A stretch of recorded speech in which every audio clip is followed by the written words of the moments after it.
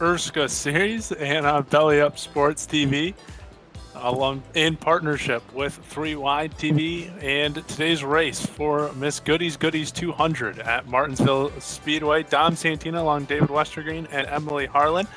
How we doing, everybody? Doing well. Fantastic. Yeah, I'm David, ready for this I feel race. like- I think we haven't had a chance to do a proper pre-race show, so that, we're finally in there. We'd like to thank Carlos for jumping on board with 3Y TV. This is a great partnership. We're really excited, and we haven't done a pre-race show in like multiple months, so it's nice to have one finally and be able to kind of prep for the race. I feel like it kind of showed there in the intro, all of us talking all over each other, but we're figuring it out. It'll be okay. David, what are you looking for here in this Martinsville race? Obviously, short track tempers are going to be flying at some point. What else are you looking for?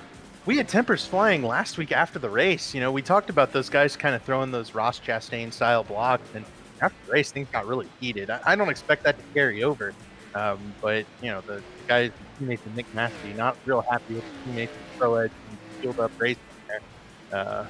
These guys are going to be going hard all night long at Martinsville. It's going to be keeping the tires on that curb to the inside. Everybody who can ride the inside is going to be quick. If you get caught up on the outside, you're going to fall to the back.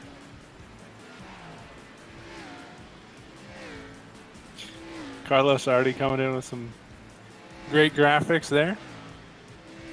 Yep, slightly confused. That'll be the only time we see that, I promise you. We'll be all right. Let's go ahead and get our picks of the race in before qualifying starts, because we haven't been able to do that in a couple of weeks. And, last I recall, I think we had like a 1-2-3 night, maybe back at Daytona.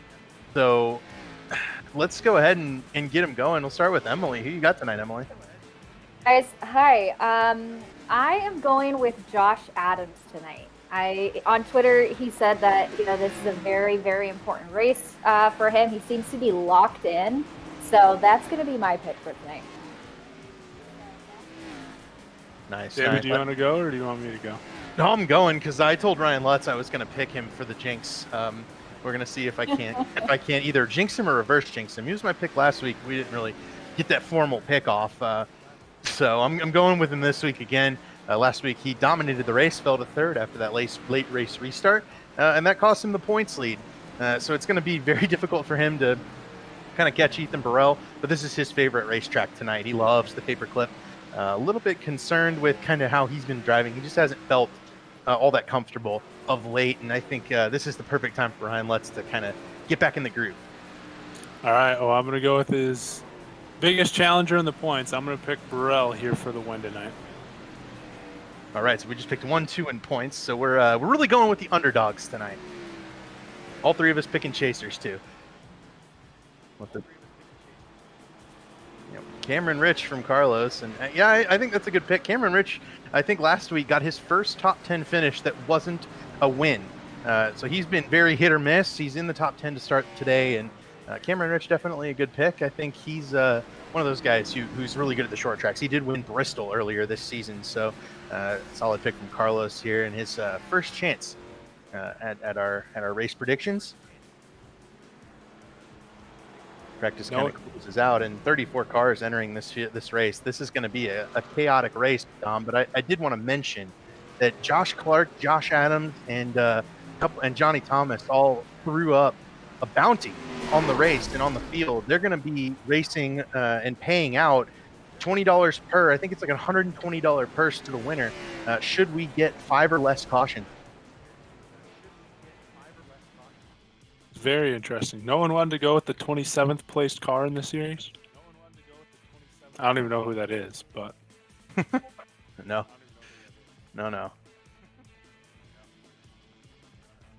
But Chris Wright's listening in on us, a little mad that he didn't get picked for this one as qualifying goes ahead and gets underway. Chris, we're watching you, man. Go out there and prove us wrong. That's what I have to say. That's why we didn't pick you, Chris. Yeah, we're jinxing it. We're jinxing the points leaders so that they fall back. We just opened the door right for you. They're all going to wreck, and you're going to drive right through. Yeah, Carlos, we are very, very jinxy up here. We tend to call them right as they wreck. Back at Daytona, we had we started talking about the Pro Edge drivers all lining up on the inside lane, and Tate Lytle got turned head on in the outside wall immediately, and it took every single Pro Edge driver out that wreck did. So it's great. We're doing great work here. Richard Hines, Jordan Owens, Jared Mogard, playoff driver out here, and Mogard was really, really slow in practice. I am worried about this 00 car, and after kind of a weak showing at Darlington, Mogard quickly finding himself in a hole in this classic chase format.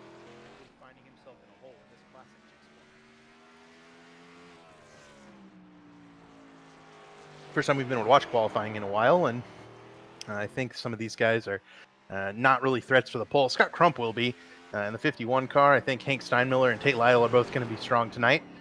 Here's Thomas Sherman, another one of those good competitors who's really coming around recently. Sherman has, I think he finished top 5 last week, if not top 10, and he's been very, very good of late. And if he gets a little bit of luck, I'd watch out for the 17 car to put down a good run. Tate Lytle to the top of the board with a 19.844.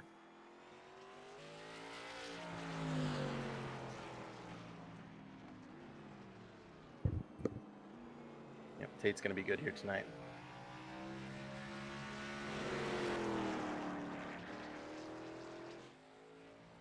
Joe Francis, the Daytona winner earlier this season. Joe didn't get into the playoffs with that win, but definitely something to celebrate.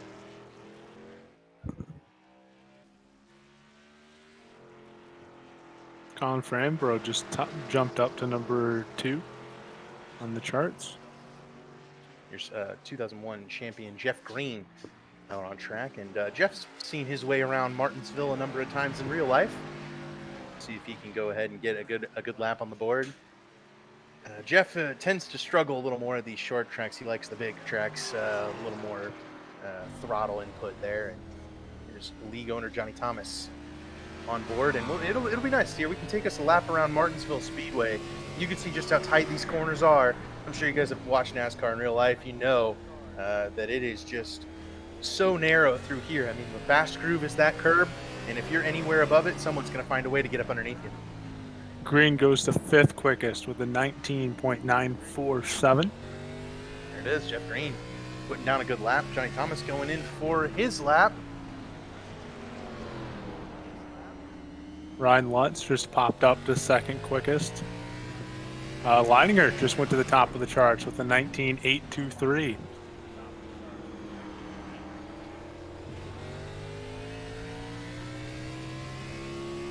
Lytle and Lutz's laps were 0.003 of a second in difference. That's how close they were. Yeah, those guys are going to be fighting it door to door, I think, tonight. Also, Carlos, Matthew Weeks is a member of the playoffs, and his number above is not highlighted in red. And that's a good time to mention that, well, Matthew Weeks is joining late and preventing Carlos from having that graphic perfectly updated. As it is, though, it's going to be nice to have that information kind of scrolling by on the top of the screen for the first time all year. We'll have all our playoff drivers in red on the top, all the standard drivers in blue. That'll be on the scrolling banner up top that you'll be able to see. And once we get that rolling again with the addition of Matthew Weeks, you'll be able to see that all of them are in red. And you see there, Damian Leininger, top of the board. He's not a playoff driver, but Adam, Terrell, Lytle, Lutz, all playoff drivers, and you'll be able to discern which one is which for the rest of the night. Sounds like Nick Massey jumped in a little late too, so Carlos can work on that. Love the quick effort and hustle to get that completed. Should be good. How about Dylan Thomas there? 12th fastest so far. And last time we went to a short track, Dylan Thomas was very good. Ended up, I believe, finishing in first because it was a dirt track. Dirt track king. Dirt track king.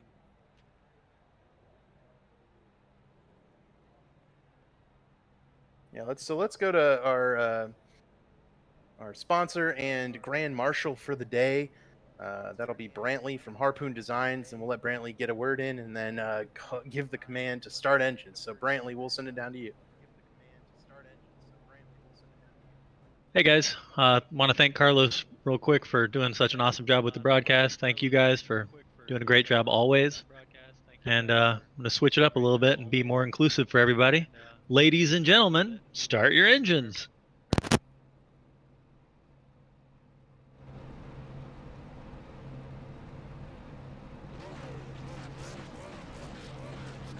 All right. Thank you, Brantley. That was awesome. Haven't even got to I appreciated that, Brantley. Thank you. Got to, of course, include Emily. We can't forget Emily back there doing some work down in pit road. And Emily, I feel like you're going to have a busy night tonight. Yeah, I'm going to upset all the guys that are trying to win some extra money here because I agree with you, Dom. I think we're going to have a lot of cautions here tonight, but we'll see. Anything could happen. I feel like. Yeah, we got to keep an eye on these playoff drivers, especially, and then these drivers that aren't in the playoffs looking to just pull the upset.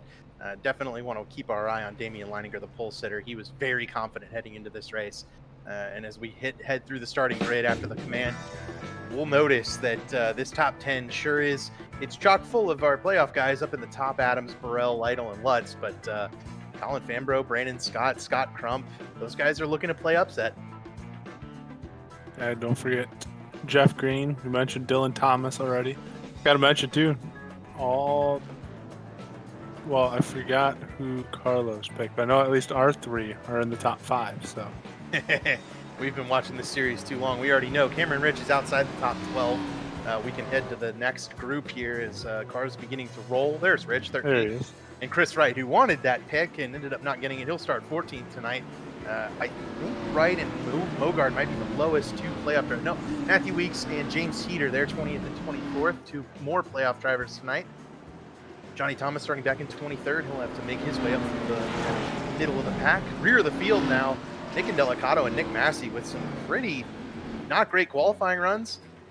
Back again is Robert Hill, Josh Robin, Josh Clark, and Vincent Isabella. A lot of guys coming from the back tonight. And new driver Kevin Finn making his way into the field at 33rd. We'll keep an eye on that white number 8 car tonight as well, coming from way in the back. 33 cars prepared to start this Martinsville race, the Mrs. Goody's 200 tonight. And Mrs. Goody, if you're watching, Michael's starting 16th. We hope he has a good night tonight too. Pace car is off, and we're ready to go green here at Martinsville.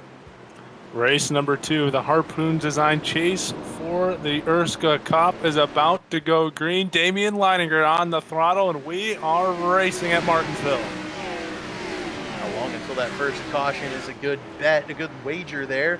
Ethan Burrell takes second from Josh Adams early on. Ryan Lutz will jump into third, and those 2 guys are your points leaders. They're 1-2. Gerald Campbell and Adams will try to fight side by side for 4th, I believe. Yeah, Lutz is going to clear Adams off the corner. And Leininger jumps out to the early lead at Martinsville.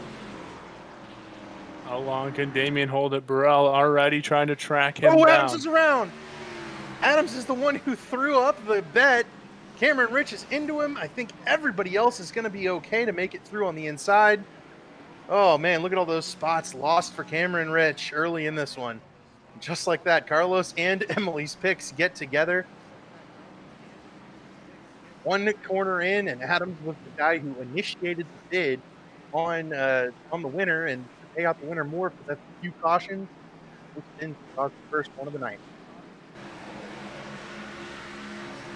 This irony is not lost on me at all, and you can see that Adams was trying to get the power down to hold off Gerald Campbell. Maybe there's a net code there. And Rich just nowhere to go. Rich looks like he got hit from behind, too. He's got some damage on the rear of that 47 car as well. Now, we might want to take a look at Cameron Rich there getting bumped into it. I think you're right. I think he did get moved into the wreck here. From above. Yeah, that looks like net code from Campbell into Adams. Certainly. Oh, yeah, Dylan Thomas is the one who got in the back of the 47 car. So it should be minimal damage for Cameron Rich, but I imagine he'll try to come down pit road and get those fenders pulled in. Pulled off the tires, and we'll see, yeah, as Emily jumps down to talk to him. And Thomas just on the gas a little bit too much there with the spinning car. Not able to check up at Martinsville. It's just very difficult. Everything happens so fast at the paperclip.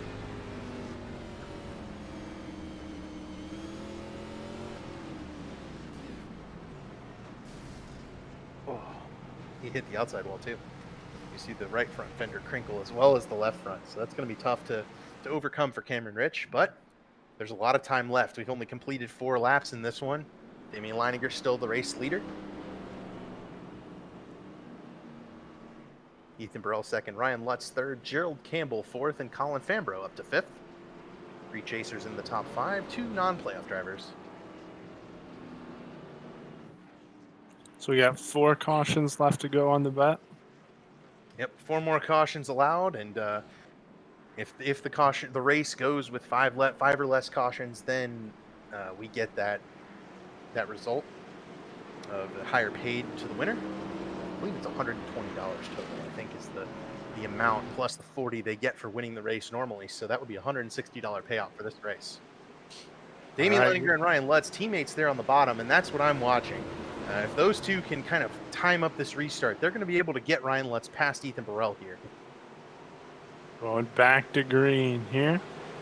Once we go green, we'll bring Emily in for that result. Pace car is off. Damian goes very early. That will give Lutz the advantage to jump down to the inside of Ethan Burrell. Gerald Campbell got in on the bottom in third. But Ethan's going to get in front of him. No, maybe not. Chevrolet's working this bottom line against Burrell here, getting him pinned up top. Burrell and Tate Lytle both kind of at the mercy of these Chevrolets. The Pro Edge Toyota is trying to hang their own. Ethan Burrell's going to get down in front of Campbell. That's an impressive move by Burrell. Last week's winner at Darlington. Able to hold off Campbell on the outside. A couple of Apex Sim racing cars up front. All right, Emily, what'd you have for us there from pit road? So I went down and chatted with Josh just to see what happened there. He said everyone was saying it was code. Another one. Oh, man. I didn't see what happened on that one, but Josh said, that's what happens when the race gets too aggressive, and he said he's hoping that all of these guys just wreck and that there's tons of cautions. I asked him if he's throwing out his initial bid of paying everyone for $20. He's hoping that does not happen, obviously, because he needs a lot of cautions. He said it's obviously too early to go. He needs a new set of tires. He did say, though, guys, that if he runs into that 31 car again, there could be some fireworks. So let's keep our eye out how that happens. Interesting. We'll see what happened here for caution number 2. Looks like the camera's on Jordan Owens. Matthew Weeks sending it up the top lane. And Owens gets it on the curb, and I think that's going to loop the 45. Yep. It's going to be a hard hit there for the 45, too. Straight nose into that inside wall. I know that's not the way Jordan Owens wanted to get on the network tonight. Last week, having a good top 15 run, ended up kind of in the way of the leaders on that different tire strategy, and up on the curb, loops the 45 around, hurts no one but himself, and he'll keep on going. 200 laps, and the potential for a lot more cautions. The race is certainly not over for Jordan Owens, but a mistake like that does set you back. Sounds like tempers are flying a little earlier than we thought, David. Yeah, I know. I don't know. I'm not sure if Adams is maybe a little. He probably hasn't seen it. It's got to be the thing, because Campbell kept it down. It wasn't like Campbell's was being over aggressive or anything. He ran the inside.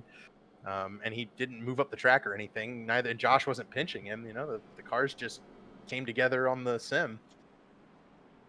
Cameron Rich is still on pit road here, and he's going a lap down. And Carlos's pick suddenly starting to fall away. His chances are, and certainly disappointing for our first-time producer there, Cameron Rich, back in 33rd.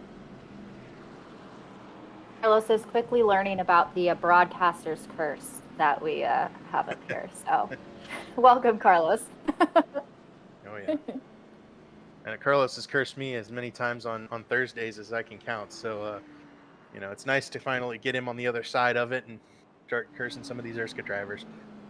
Cameron Rich is going to be a lap down here, but I don't think he's going to be in all that bad of a situation, because he's going to be able to get the lucky dog on the next caution, which, come on, it's coming. And then, he'll be back in the lead lap, and that car's probably going to be fully fixed. And so he'll be able to kind of march through the field that way. So the first of our playoff drivers having those big issues are Cameron Rich and Josh Adams. We'll watch them trying to come through the field here as we come to the green flag. Yeah, David, you were talking about how he was going to lap down already and everything, but we're only 13 laps into this. We got a long way to go. Yeah, we do. And goes Damian Leininger and Ryan Lutz. We'll see if they're trying to work together on this countdown. Damian checks up Burrell, and that might be enough to get Lutz in front of Ethan Burrell. So the APX Sim Racing cars working well together to keep them up front, but 3 wide. Lytle backing out of it. A smart move by Tate Lytle there as Jeff Green takes him 3 wide. It's a bold move by a non-playoff driver on a playoff driver, and I'm sure Tate not particularly thrilled with that early in the race. When Adams said aggressive driving, that's what I was thinking of. Brandon Scott in there making that, being the 3rd car in that battle. He's going to go around Lytle right now. Scott Crump in right behind him.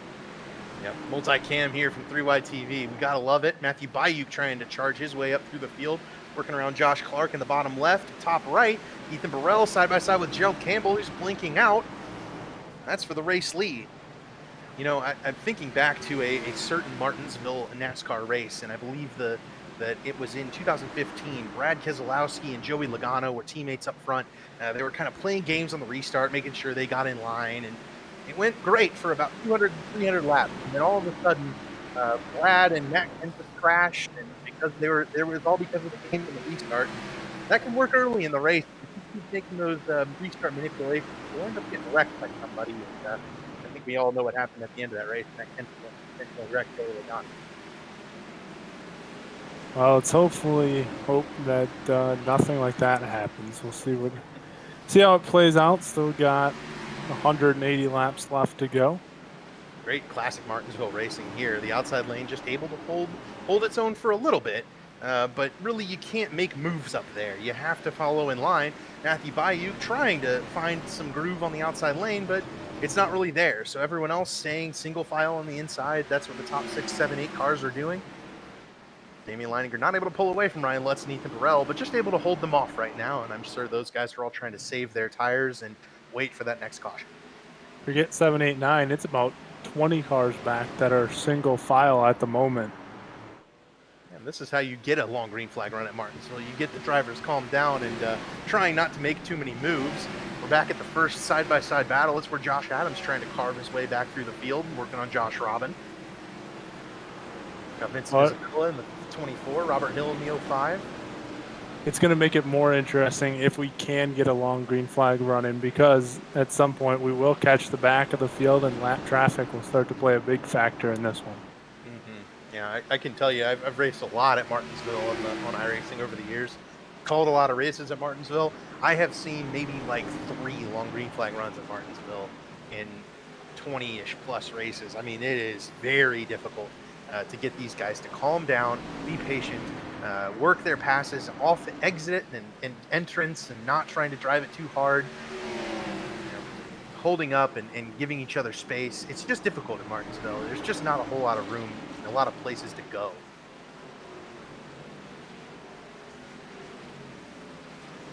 Adams, you see Adams and Bayou and Kevin Finn they can't sort this battle out because Bayou can hold his own on the top. And now he's going to lose that spot to Josh Adams. Move Adams up 1 more spot. 95 starting to make his way back toward the front. He's outside the top 20, though. Well back in the field. 22nd, 23rd, 24th. Got about a 7, 8 car breakaway up front. Maybe 9 car breakaway. Oh, there it goes. Thomas Sherman over brakes it, spinning in. He's going to stop in the middle of the corner. Everyone's going to have to hold up and avoid Thomas Sherman, and a slight mistake by the 17 brings out our 3rd caution of the day. Great work by Carlos to be on that one when Sherman spun, and that will get Cameron Rich his lap back.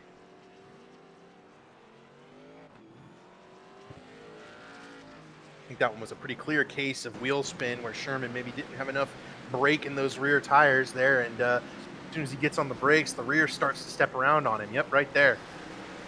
Very to do here, Mark.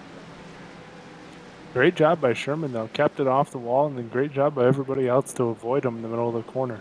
That could have been a much bigger wreck than it was. In fact, we've had 3 wrecks so far, and I think all of them could have been bigger than they were. The field has done a really good job early on of, getting around these mistakes without wadding up a whole bunch of cars. Kyle Hanshaw here, I think, had the best move as he was kind of committed to the outside and then ended up sweeping around.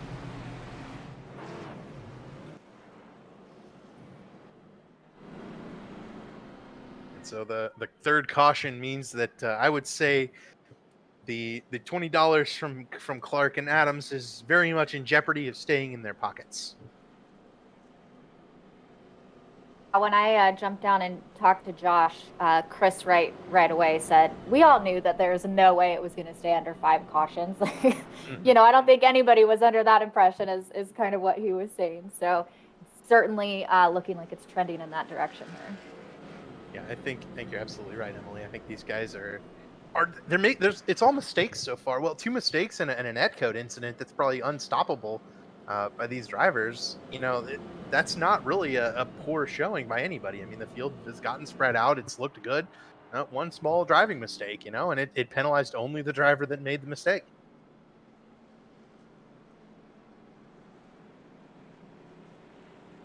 You know, Josh had mentioned that it seems like he said this is what happens when the racers get too aggressive. Would you guys say that that's kind of your take on it, on why people are maybe making those uncharacteristic mistakes because they are driving too aggressive, or do you think it's something different?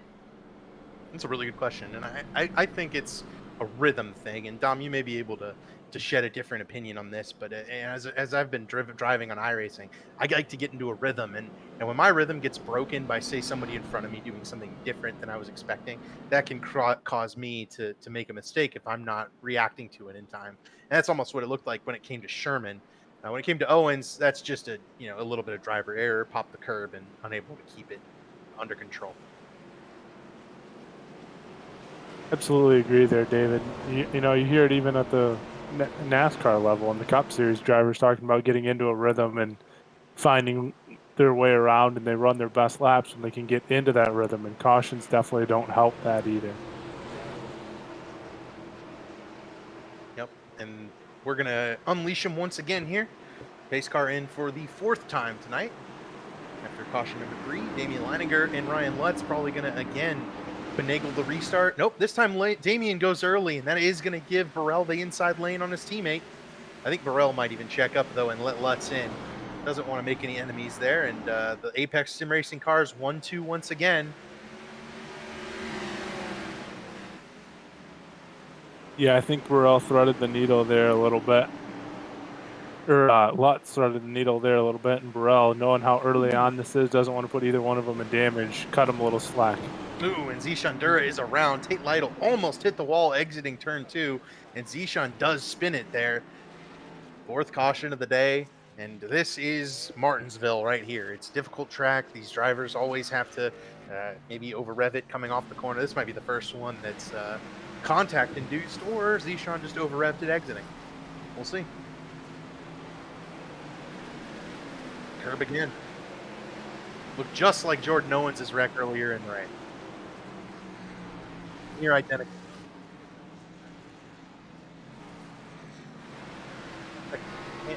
Standard driver error. Well, I guess 3 driver error caution here. Single car incident.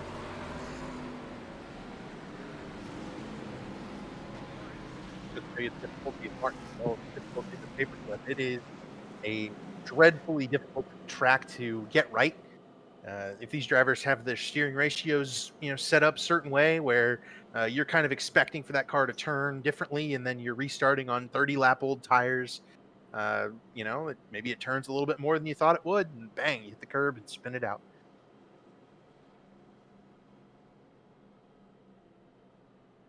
James Heater is 33rd, and I'm not sure if he got damaged in one of these wrecks, but he has been in the back there with his, I believe, his teammate Cameron Rich.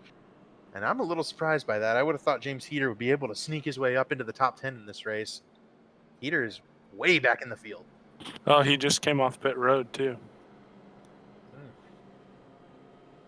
That is very curious. I wonder what would have happened to James Heater. I mean, he started in the middle of the pack, but obviously hasn't really worked out for him so far. What you got, Emily?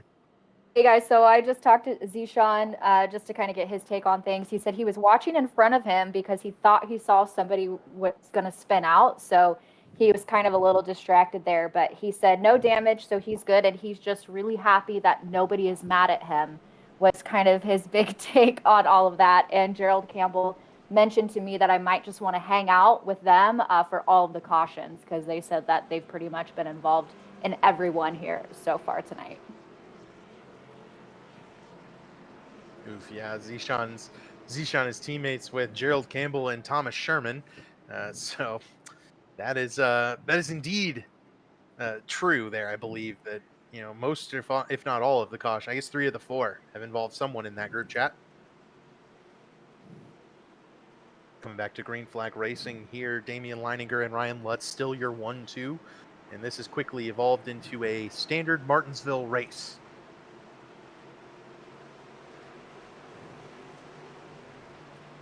Yeah, I'd rip up that bet and throw it out the window at this point. 4 cautions down, 1 to go for the extra payout. And this great drone-style shot of Leininger and Lutz heading into turn 1. Campbell is far up as he's been on the outside and overdrives it. He'll fall into the clutches of Colin Fambro. Jeff Green, and they bounce off each other. Green. Brandon Scott. Oh, there goes Campbell. Oh, and Gerald saves it. Great driving by the Green in the wall. Green in the wall. Oh, Pile up. Thomas around 2. It was a matter of time.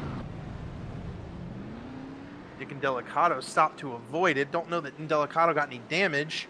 And Dylan Thomas got spun exiting turn 4.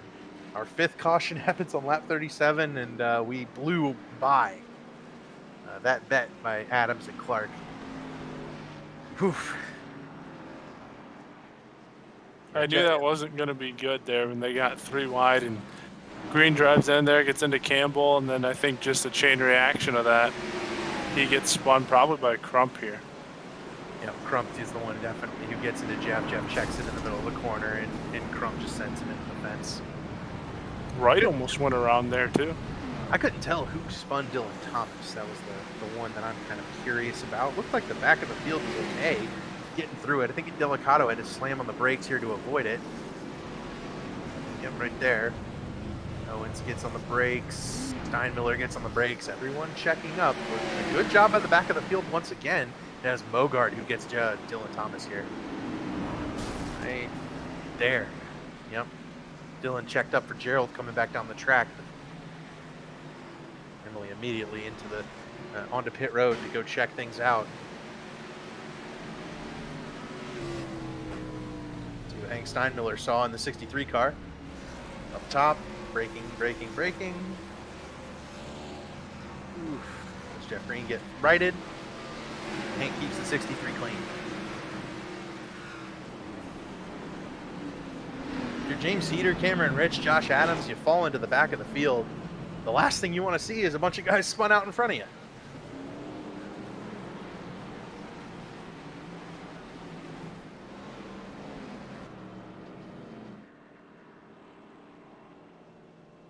Leininger, Lutz, Burrell, they have been out in front of all the chaos and carnage tonight. You'll have to check and see, but I don't think anybody up near the front came into pit road. Campbell has stayed out with those slid tires. Bogard stayed out with his damage. Crump with his. Matthew Weeks has entered the top 10. Let's get a word from Emily. Oh, I am busy tonight, and I like it. I like, unfortunately, all these cautions for the drivers, but it's fun for me to jump around. But I went down and talked to Scott Crump. He said he thought that was just a classic case of people getting loose in front and people behind being impatient. He said it's just par for the course here. Wouldn't really expect anything different. And he and his teammate James both said their strategy from here on out is just to try to keep it clean as much as they possibly can here. Man.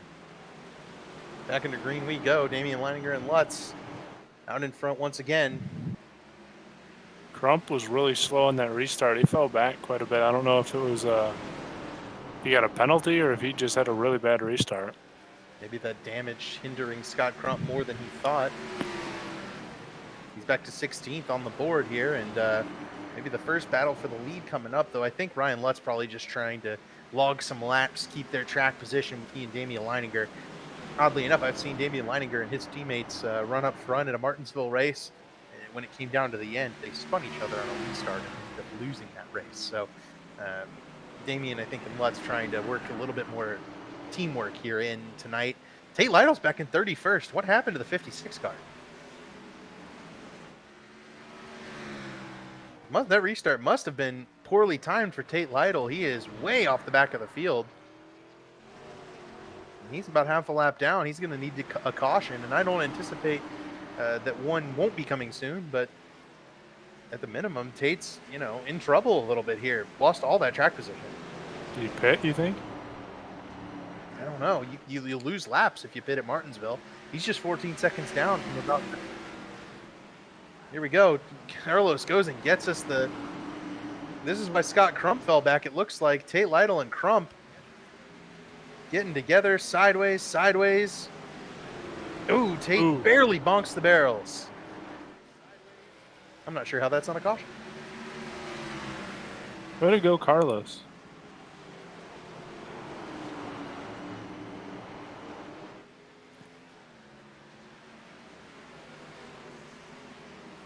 With that, it's Damian Leininger, Ryan Lutz, Ethan Burrell still in the top 3. Oof. Poor Tate Lytle. We've had a lot of playoff drivers having horrid luck tonight. Adams is back up to 14th. That's the perks of not having to produce and broadcast, right, David? Oh, yeah. We would never be able to get that if I had to keep it on the lead screen. Also, Carlos featuring those sweet double screens for us. Absolutely love that. When we can get a shot of the front of the field and a shot of the back of the field all at once. That's some good stuff. There it is. Just like this. Man, I love the multicam. What a great feature. See if the lead change happens while we're watching the back of the field. And we can get the onboard with the car on the graphic. Man, this is good stuff. Hopefully you guys get to see something like this every week, and hopefully we can get that a little bit more clean with our producing and our commentating, and everything can kind of come together now that we get some consistency in there.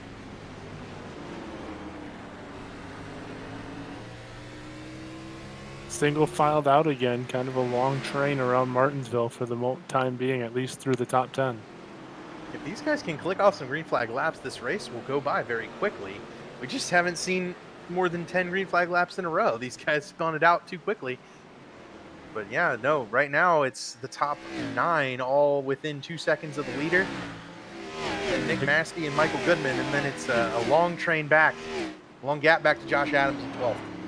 Massey just cracked the top 10. He just made the move on Goodman about a lap and a half ago. Now he's going to try to run down and catch Chris Wright here in the 9th position. Right. Thinking about going after Matthew Weeks, he'll think better of it. Mogard into the top 10. He had been kind of slow in practice. Looks like that 00's come to life. He's up in 6th. Weeks joined the session late too. Didn't get a whole lot of practice in, and he's also up here in the top 10. Comeback trail for Jeff Green. He's working it. Up into 20th. There goes Mogard taking a peek underneath. It's Kevin Finn. Hank Steinmiller also around. Multiple incidents on the track, and our 6th caution of the day ends the streak at 54 laps.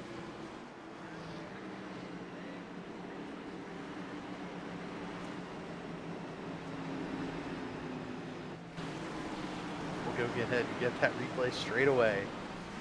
I think we have a bunch of them to look at too, if we have it. Hank he did it to check up and avoid Zishandura there, and crashed himself in the process. Maybe sometimes it's there is such thing as being too nice.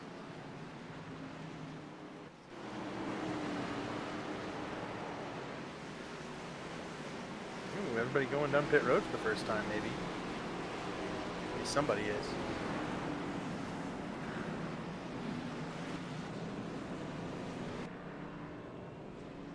Got Crump on pit road, Chris Wright, Josh Adams on pit road.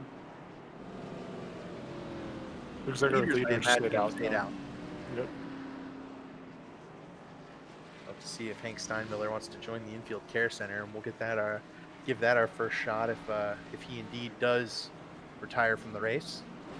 Massey came down pit road. That's an interesting call. Looks like about everyone behind the top 7 or 8 came down. What about like Jeff Green? Good question there. It's like Goodman stays out, Vincent Isabella stays out, Josh Clark stays out, and they'll go 8 through 10. We'll have to see where Josh Adams comes out. Looks like he'll be 17th. So first 16 stay out.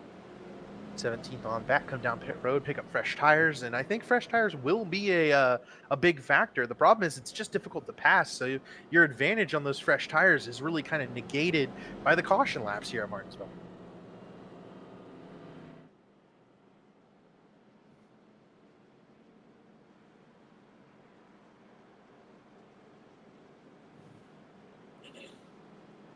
Looking through the field here and trying to find some of these stories we can grab.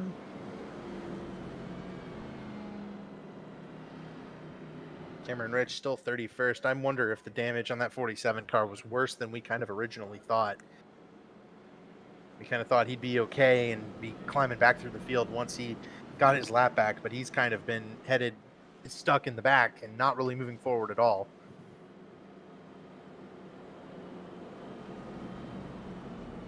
Also, Jeff Green and Dylan Thomas back to 11th and 12th after everyone pits in front of them. So the comeback pretty strong for the two guys who brought out our last caution before this one.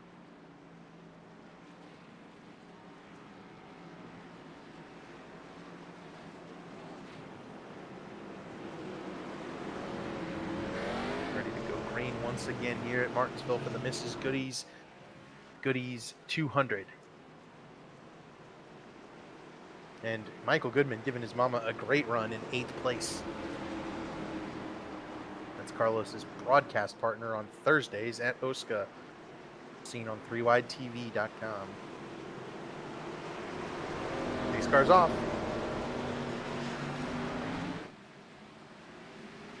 There goes Leininger again. He has led every lap tonight. That has been an impressive run. Where did Ethan Burrell go? Oh, no. Burrell having some serious issues here on this restart. Sherman about to run him over. Sherman. Yep. There goes Crump. This is a wreck waiting to happen back here. Guy's overdriving, and I can't, but we need to go get a replay. What happened to Ethan Burrell? Think he spun his tires on the restart? I do not know. Carlos is going to get it for us. I'm not worried about that. What I am worried about is sorting this chaos out here. This is the back end of the top 10 here. Gerald Campbell now outside of it. Matthew Bayuk into the top 10. Here we go. Colin Fambro dives it into the corner. And just spins out the 37 car. Well, Burrell drove in pretty deep and made contact with Lutz too, so. Man. Jumps on the apron and then gets it back going. Vincent Isabella checks up for him. And Delicato bounces it off the wall. Some of these guys gained several positions. Look at Robert Hill taking them 4 wide to gain 3 spots there. Wow. Caution. There it is. Oof. Gerald Campbell the one around. It has been an absolute nightmare for the playoff drivers tonight.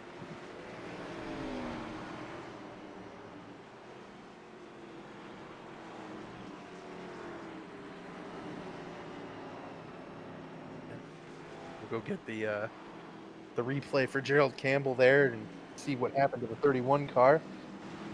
While we wait, man, what is that? Gerald Campbell, Ethan Burrell, Tate Lytle, Josh Adams, Cameron Rich, James Heater have all been involved in something tonight.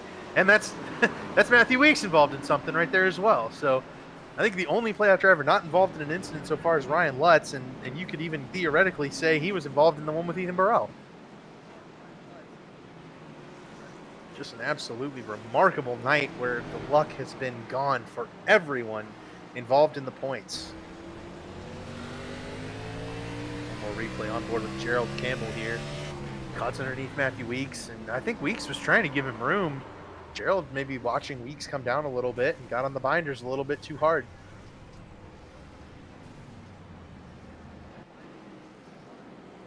It's very easy to run a brake bias too low for this racetrack, because the lower brake bias you run, the faster the car is, but the looser it is on entry. And so if you end up getting in a little too deep, slide your tires because of that low brake bias, what'll happen is that car will come around just like Gerald Campbell's did and We've seen Thomas Sherman's car do that. We saw Ethan Burrell's do that. I think a lot of these guys are struggling with a brake bias that's a little bit too low, and lower is faster, but these guys are flirting that line so much that they're causing some of these wrecks in the garage area, much less in the on the racetrack.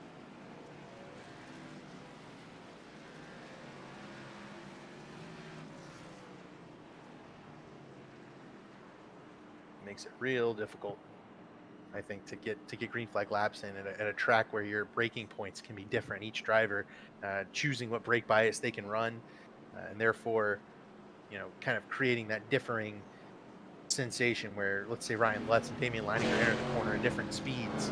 Lutz maybe applying the brakes less forcefully than Damian, and then he realizes he's going to run into him, so he has to apply the brakes more forcefully. As soon as he does that, whoop, car loops around. So obviously Lutz and Damian haven't had any problems tonight, but just about everybody else in the field has. Emily, what you got?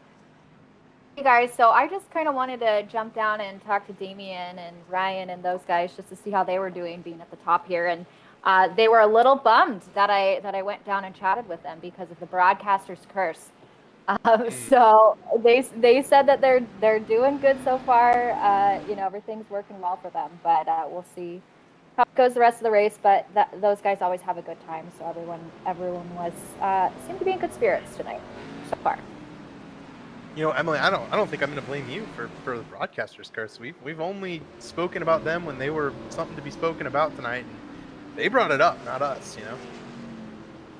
Exactly. I'm going with that as well. So far, I did curse Josh, I think. So we'll see what happens there. But and Lutz is my pick tonight. He's the only one who's managed to stay up there. Damian gets going early. Brian Scott not fooled. Brandon Scott, rather, and he's going to drive it in hard on Ryan Lutz, try to keep the 36 from getting to his teammate's back bumper, break up this Apex Sim Racing stranglehold in the front two, and he'll do it. Brandon Scott to P2. Caution waves once again. This is an uncharacteristic race of this group. Thomas Sherman's been all over the track tonight, had several incidents so far, and not the best night for the 17 car. See what happened here. Maybe another case of locking him up too early. Nope, booted. Maybe an impatient playoff driver right there, and Tate Lytle kind of ready to go ahead and get back to the front. It's just so easy to get into somebody at Martinsville, though. If you're off by just a couple of inches, you'll loop him right around. I think Tate did try to give him room here, but he's on the brakes as much as he can be.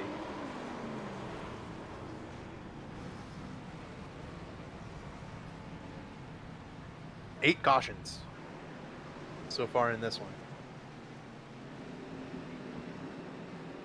As Tate and Gerald and Cameron Rich all try to climb from the rear of the field. On board with Tate Lytle, we'll see what he sees, see if that 17 checks up a little bit too much. Yep. Just comes right back up into his bumper. What's Tate supposed to do? A little bit of contact with Cameron Rich.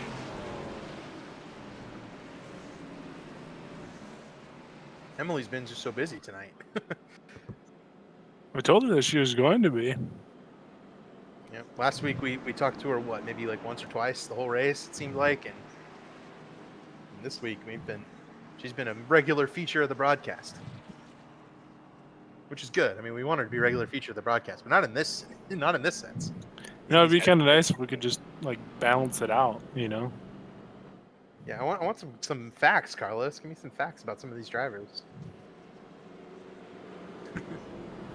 Damian Leininger and Ryan Lutz still 1-2. Or actually, no, Ryan Lutz is third now. Brandon Scott is number 2. He has driven a great race in this 99 car. And Jared Mogart is up to 4th. Maybe we can do a feature on your co-host there, Michael Goodman, at some point under one of these cautions. Give him a shout out since it is the Mrs. Goodies 200. Emily's back again with us. Emily, another report from pit road.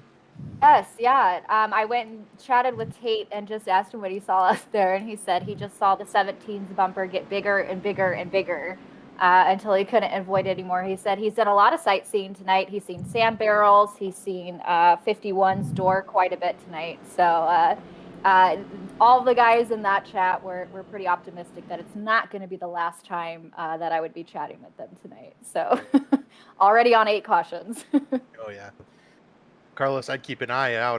The 15th and 17th is Scott Crump and Tate Lytle. We keep one of our side cams over on that group. There we go. Michael Goodman not happy with the Cubs winning. I haven't even been keeping track of it. But Goody having a great run in 7th place in the title sponsor race for his mama. And it's Carlos's co-host on Thursdays. So Michael does a great job every time. And we always talk about the show or in baseball over there. So it's those guys tend to get up on the broadcast and try to bring sports into it. And it's fantastic work. Pace car off. Green flag is out. Damian brought him down really slow, and it bottles up Brandon Scott on the outside. Allows Ryan Lutz to get up underneath him. Ooh, Goody. Oh, man. That is. No, and there he goes. Oh, there he goes. There goes Zishan, too. Oh, my. Well. Oh, poor David. He was just trying to cut the poor guy a break. Man, oh, man. Where's it on me? Oh, gosh. I don't know that there's ever been a more clear announcer's jinx than I've ever seen, other than that one. Our Michael Goodman getting absolutely just destroyed on the back straightaway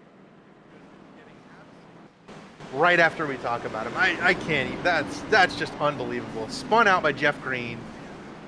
Got Crump with heavy damage. Tate just gets off the corner a little better than Goody, who's spun out and taking it cautiously. Absolutely unbelievable. Almost seems intentional, doesn't it? I know. Oh, Matthew Weeks is involved in that. I think with heavy damage. That's a big moment, actually. As Zishan came back up the track, he's going to hit directly into Matthew Weeks. Bang, right there. 11 car. Big damage. That's not good for a playoff driver. I think he's 4th in points. Richard Hines involved in there as well. It was almost like Tate was listening to the broadcast and was like, you know what? David just talked about him. Boom, there he goes.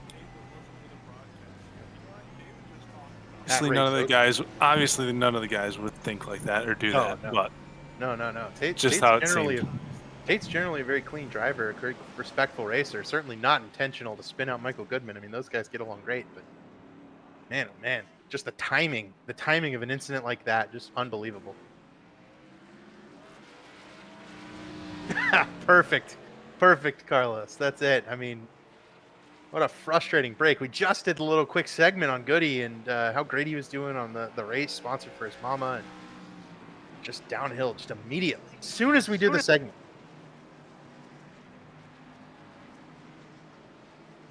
Oh, great paint job there as well. Likely painted by Goody himself. He does a wonderful job painting paints, creating a bunch of these schemes you see. Another guy that does a great job creating schemes is running second right now, Ryan Lutz. He has painted the top 2 cars in this race. You know, I was going to bring something up about him, but now I'm afraid to. Ryan Lutz? Yeah. Oh, man. He's my pick. If anyone's going to jinx him, it's going to be me, right? So, well, I was going to say, is he going to channel some of that Almirola magic? You know, they had that partnership earlier in the year. Almirola went to victory lane last night. Yep. You got to wonder. He did have the Almirola sponsorship for a couple of races there, and now it's Damian Leininger, his teammate, with the Batflip podcast. Damian, it's on both of their quarter panels. Those look like team cars, don't they? Same color scheme. All right, Carlos. That works. Oh, no.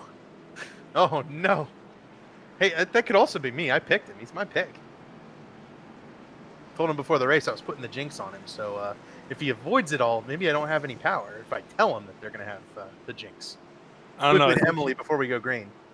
Yes.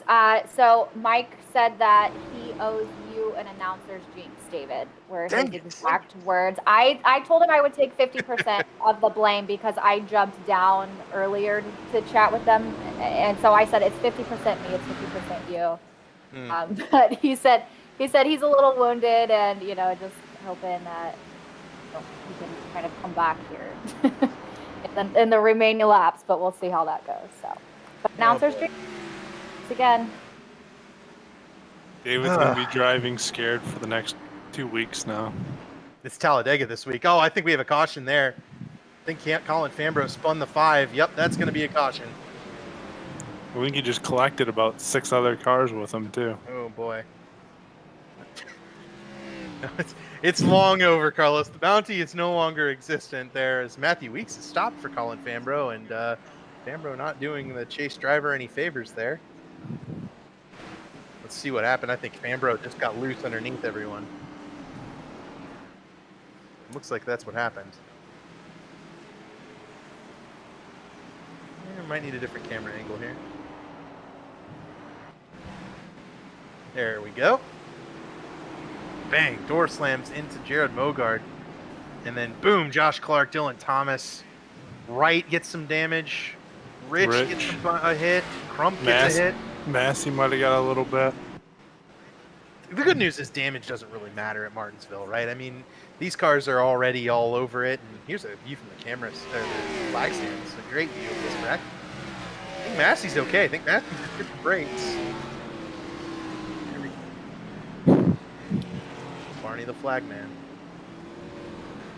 Great job of Matthew Weeks to avoid Colin Fambro's kind of antics there at the end in that caution. He started going backwards down the front straightaway. Oh man, that's the damage to Josh Clark's car might be pretty severe. That might not be good. Yeah, I guess Massey probably did get out of there perfectly okay. That's what a championship performance requires. You require those wrecks to go your way, where no one goes slamming up into the wall and giving you that extra damage that you won't be able to pull through. David, seriously. You know what's going to happen now, right? The front two are going to wreck each other? No, Massey's going to get taken out from behind by somebody. God. I try not to think about it, right? Because if I ignore it, then it goes away. Like that's how I tend to take the announcer's curse, right? And then it just pops right back up right when I'm least expecting it. Matthew Bayuk in 4th. We have nothing to say about him. Not a single word. Nor about Jeff Green in 6th. They just are there. Cameron Rich is up to 8th. Nothing has happened to him at all tonight of any consequence. Carlos, I will say that I think Goody's probably quite excited about the Cubs game tonight. It is 8-2 Cardinals. So his Brewers continuing to pull out. Didn't the Marlins lose like 12-0 today? Oh boy. You might want to go tell him that, David. He might take half your jinx back. There we go. Yeah, that's what it's here. It's here for. Goody will eventually see this, and he won't worry about me on Thursday. At least you hope. At Talladega, it's Talladega on Thursday in ERSCA, and Carlos and Goodman will be on the broadcast, and me and Johnny Thomas will be racing for our team there. And oh boy, it's going to be quite a show. Damian Leininger shows up for that race sometimes. Matthew Bayuk's featured in that series. You guys should come on down. Couple of our top 5 cars, and we'll go back to green at Martinsville. 10 cautions, 87. We're not even halfway through this race, and this is where things start to feel a little bit slow in a kind of a crash fest race like this. We need these guys to single out again and rack off 20 or 30 laps before the next caution. Put it in perspective, we had 47 caution laps. Oh boy, Damian and Lutz haven't pitted, but they've only run 40 laps on those tires. And a lot of those aren't even like hard laps. You know, he's not burying it into the corner. Damian's just able to drive his race. Scott looking under Lutz here. Yep. Delicato and Rich back in the middle of the top 10. First time we've really seen Nick and Delicato flexing any muscle. He's been involved in a couple of incidents tonight. I think a lot of these guys are just kind of enjoying the pacing of the race and the shuffling of the positions. Working their way to the front. It's not a whole lot about speed. Robert Hill with an incredible save in the 05 Cup. Robert had worked his way up to 19th. He's going to fall back a little bit now. Top 6 of single filed out here. Dylan Thomas looking under in Delicato. Damage on that 03 car looks pretty bad, right on the nose, but he's able to keep it going. Nick Massey's car, I mean, like I said, don't want to jinx anything, but I would ask the viewers to look for marks on that 48 car. I don't know if you're going to see any. Cameron Rich just cut down in front of Wright there for a spot. Mogard also locked him up. Scott Crump looking like he's running a modified car out there. Yep, just compare Massey's car and Crump's car. That's all I implore you do. My point can be made from that. Gerald Campbell working his way back up, and Matthew Bayuk, one of our playoff drivers, is going to yield the spot here to Jeff Green, who has been in the wall several times. It doesn't seem to matter. 38 car, still on the move. I believe Jeff Green has fresher tires than most of the guys up here. That might be part of the solution for Jeff Green to get up here and have some speed. Oh, wow, Jeff Jeff just didn't pit after wrecking, huh? How about that? Oh, Bayuk and Green. Okay. Gotcha. No, Green's going to have fresher tires to hunt down this front pack, and that could spell danger for Leininger and Lutz losing that track position for the first time all day.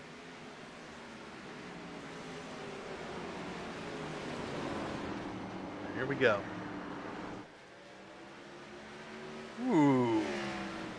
Fancy new graphics from our boys at 3Y TV. Carlos bringing out a pit stop graphic, and I loved it. I need this badly as a broadcaster when I just have to pay attention to kind of the race and how it's going. 11th caution is out, but you can see where the fresh tires are. I think Jeff Green's the one who got involved in that wreck. How about that? Scott Crump as well. Modified is not more modified. It's okay. Massey's okay. Burrell's been involved in all kinds of stuff tonight. Here comes Adams down the inside at the curb. Adams hit the curb. Oh, see, Jeff Green is around right in front of this group.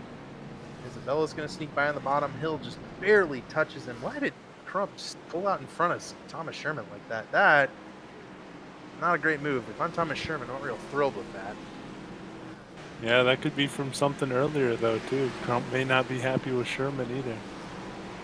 There's been so many incidents now, it's hard for us to keep track of who's mad at who and whatnot. I remember Adams was mad at Campbell, I think. And I don't think you pull out like that if you're Crump, unless there's something going on between you and Sherman.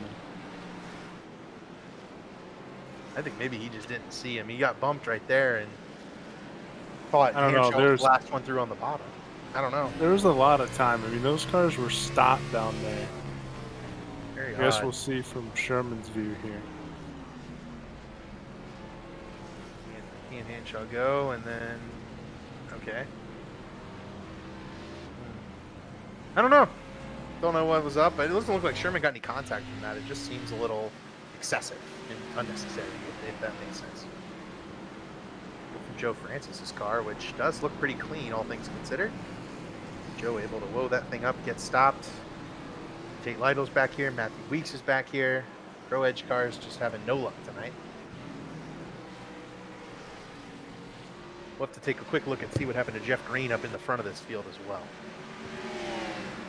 Here it is, Bayou going underneath. Almost an identical incident to what happened behind. Oh! Hard gets into Green hard. Dylan Thomas got damaged in that too. I wonder if Bogard actually got the damage. Yeah, two separate identical incidents right there. All right. The gyro cam for Jeff Green on this hit by Mogard. Woo! Alrighty.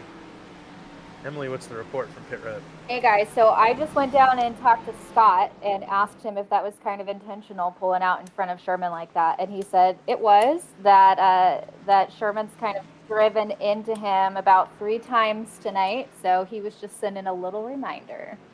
Told you, David. Wow, good call, Tom. I don't know. We haven't seen those incidents, but it certainly happened. Drivers don't forget. They're like elephants. I just thought there was into you one time, and it's on from there. I just thought there was way too much time for him to sit there like that and not know who he was pulling out in front of. So, hey, we're about to hit that halfway point, David.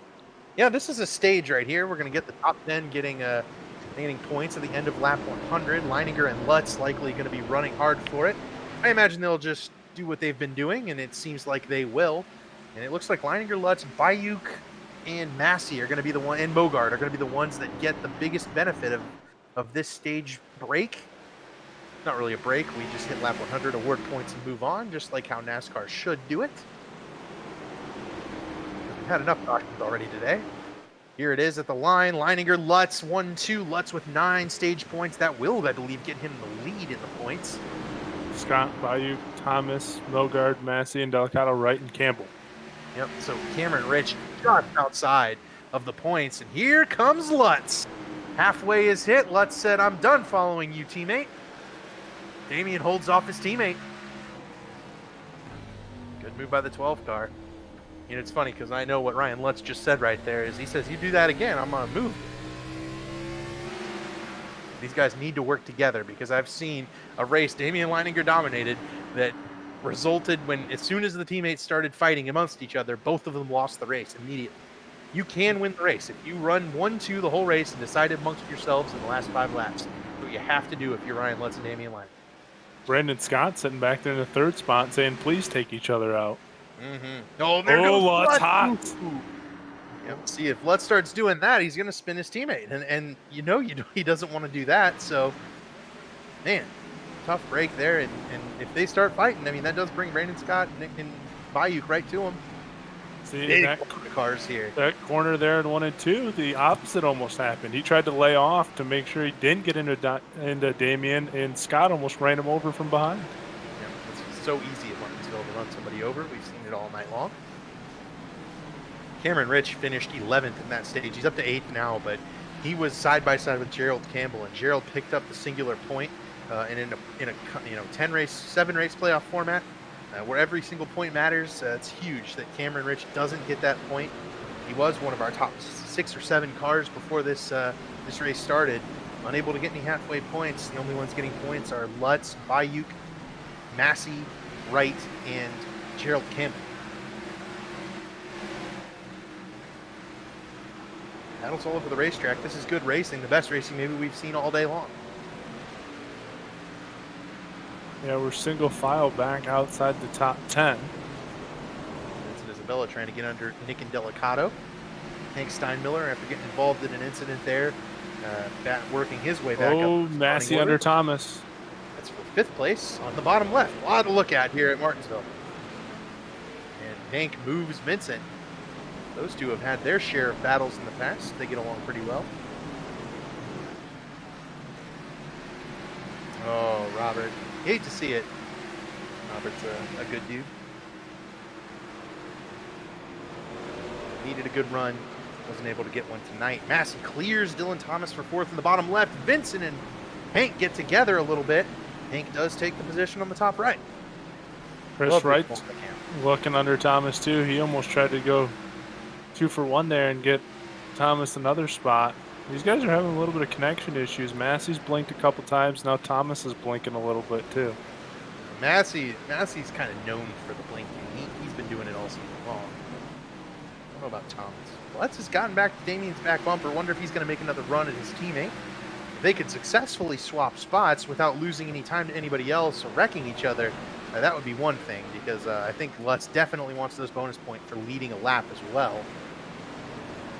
Front 3 have kind of pulled about a 5-6 car gap over everyone else. They broke away a little bit. I think those 3 are the kind of the 3 cars that are cleanest. Trouble for Thomas. Thomas falling back fast. We just lost about 3 spots to Dylan Thomas. Here goes Lutz. Down to the bottom for the lead. And Lutz and Leininger side by side. Lutz definitely the furthest anyone's been against his teammate all day long. And Damian not really able to put up much of a fight, but he gets spun by Scott. The perfect race goes awry for Leininger. And everyone's streaming up to avoid it. Oh, Nick Massey. They're going to crash again. Scott and Leininger still battling. You know Leininger not real happy with Scott. As soon as Damian loses the lead, he gets run into. You know who made out really good out of that? Chris Wright. Look at, here he comes. P5, yep. Damian trying to force his way down in behind Wright. Not going to be able to get it done there. He and Massey stuck up on the outside. It's going to be a wreck behind him there, David. They got Bayuk, Rich, Massey, Thomas. They were all slamming on their brakes back there. Damian does get down and into 4th place, so disappointing there for sure.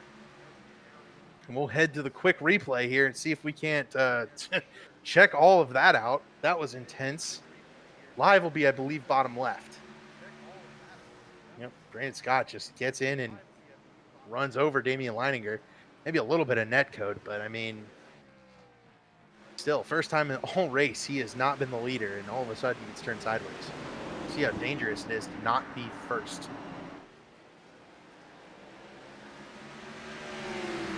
Chris Wright is up to third. The 69, he told us before the race that he was one to watch.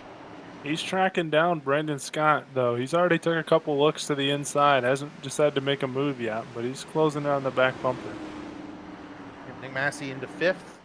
Bayuk sixth. Cameron Rich seventh. Josh Adams eighth. Ethan Burrell has returned to the top 10 in ninth. All of a sudden, it's a playoff driver fest. 8 of the top 10 are playoff drivers.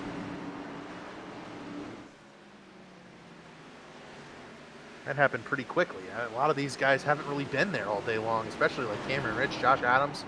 Burrell spun early. They're all back up into the top 10.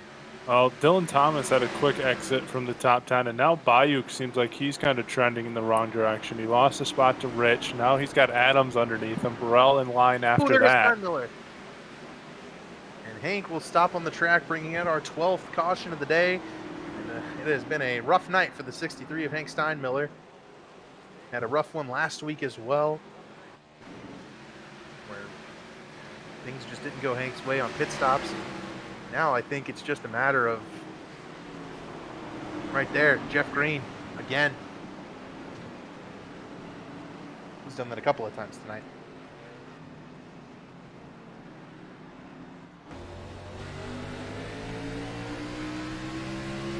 On board. I know what you're going to see from Hank Steinmiller, though. You're just going to see this car go looping around. Great job by Hank to lock it down, keep it off the fence. I wonder if we're going to see these guys come down pit road here, up from the front. Good call, David. Here they come. Yep. James Heater, another one of our playoff drivers, also had an incident there under that caution. I wonder if anyone's going to stay out is the real question. Jeff Green, Scott Crump. I think some guys are going to try to take advantage of this for sure. This could cause some more incidents. Alrighty, James Heater down the back straightaway. Playoff driver locks it up hard into the inside wall. That might be all she wrote for James Heater tonight. Yeah, that was some significant engine damage. Heater might be done, and that might be enough to close the book on James Heater's playoff hopes or his championship hopes. I think that might be it. Got the modified cars out front now. Beautiful. Yeah, it's funny. Look at this top 5, right? Jeff Green's been around a couple of times. He's spun some people out. Scott Crump's been into everybody. Vincent Isabella's been pretty clean tonight, but he does have a little damage. Jordan Owens was the second caution of the day. Cameron Rich was spun out earlier in this race. And Ryan Lutz back in 6th. So Lutz, Leininger, 6th and 8th. They'll have to be fighting their way up from the middle of the pack. And as we've seen tonight, that is chaotic. I think that was my favorite description that you've ever given, like from just the lineup right there. That was hilarious. Mm-hmm. I mean, it is that Jeff little Green. sad, but yeah. Carlos, it is that Jeff Green. It is that Jeff Green, the 2000 Xfinity champion, former Cup Series driver. That's him.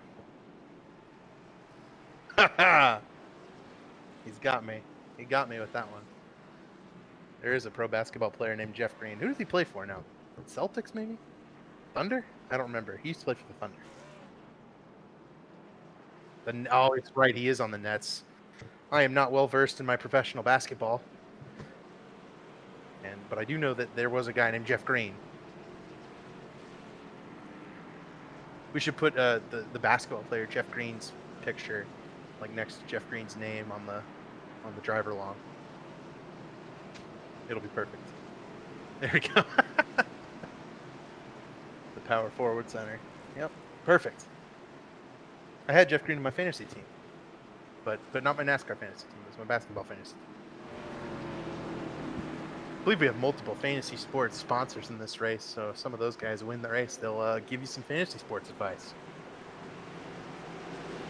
Jeff Green, Scott Crump going to lead this race down to the green, while Vincent Isabella and Jordan Owens in the top 5. Here goes Rich on Vincent, and that is a bold move. I think that's going to be a wreck. Rich just shoves Isabella out of the way. Lutz to the bottom. Brendan Scott Leininger. Oh. Damian Leininger leads over 100 laps. I think he got out, though. We're going to stay green.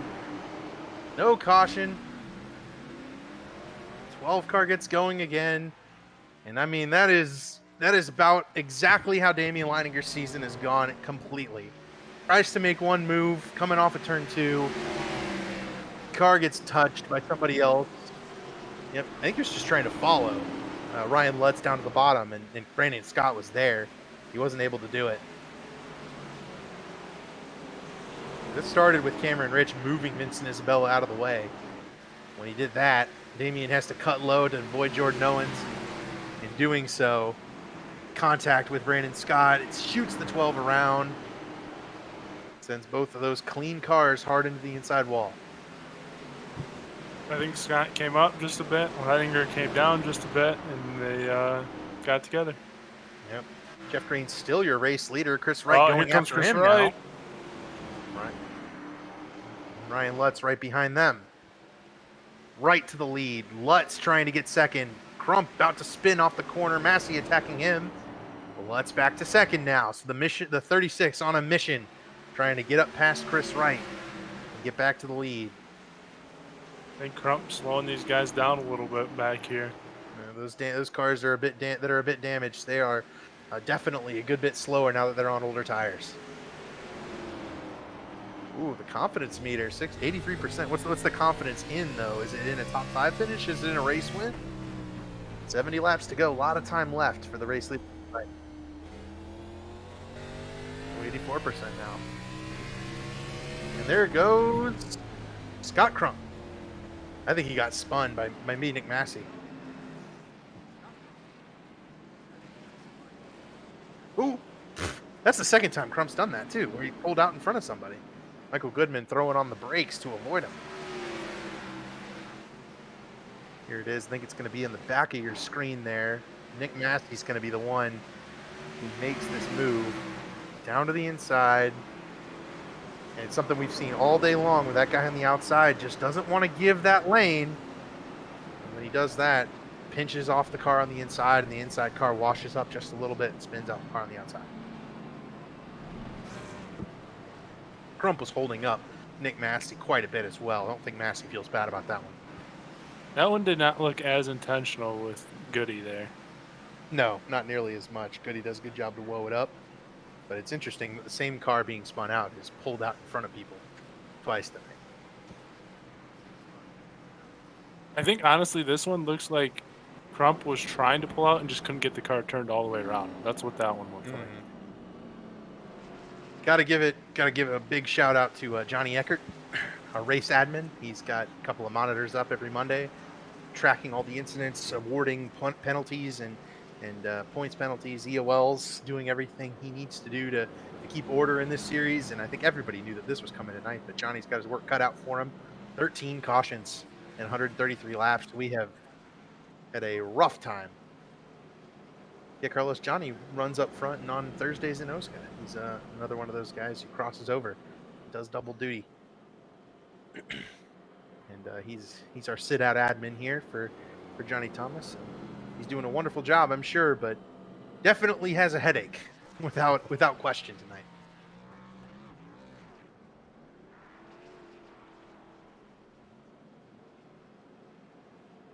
Hey, Carlos, don't look now, but Cameron Rich sitting in the 3rd spot. Oh, no, now you've done it. Oh, man. Cameron Rich is gone now. Talking about Damon Leininger, we talked about Brandon Scott. They're gone. Oh boy, Massey just spun somebody. He had been clean. There's a difference of spinning somebody and getting spun. So there's Cameron Rich. The call from Carlos. That's what we're expecting, right? Carlos coming in, knowing it all. But Rich has made his way back up to the front. I mean, he is rebounded nicely. He's on the same tire strategy, I believe, as Lutz and Wright. So it's just going to be which one of these guys can get up front and hold them off for the rest of the way.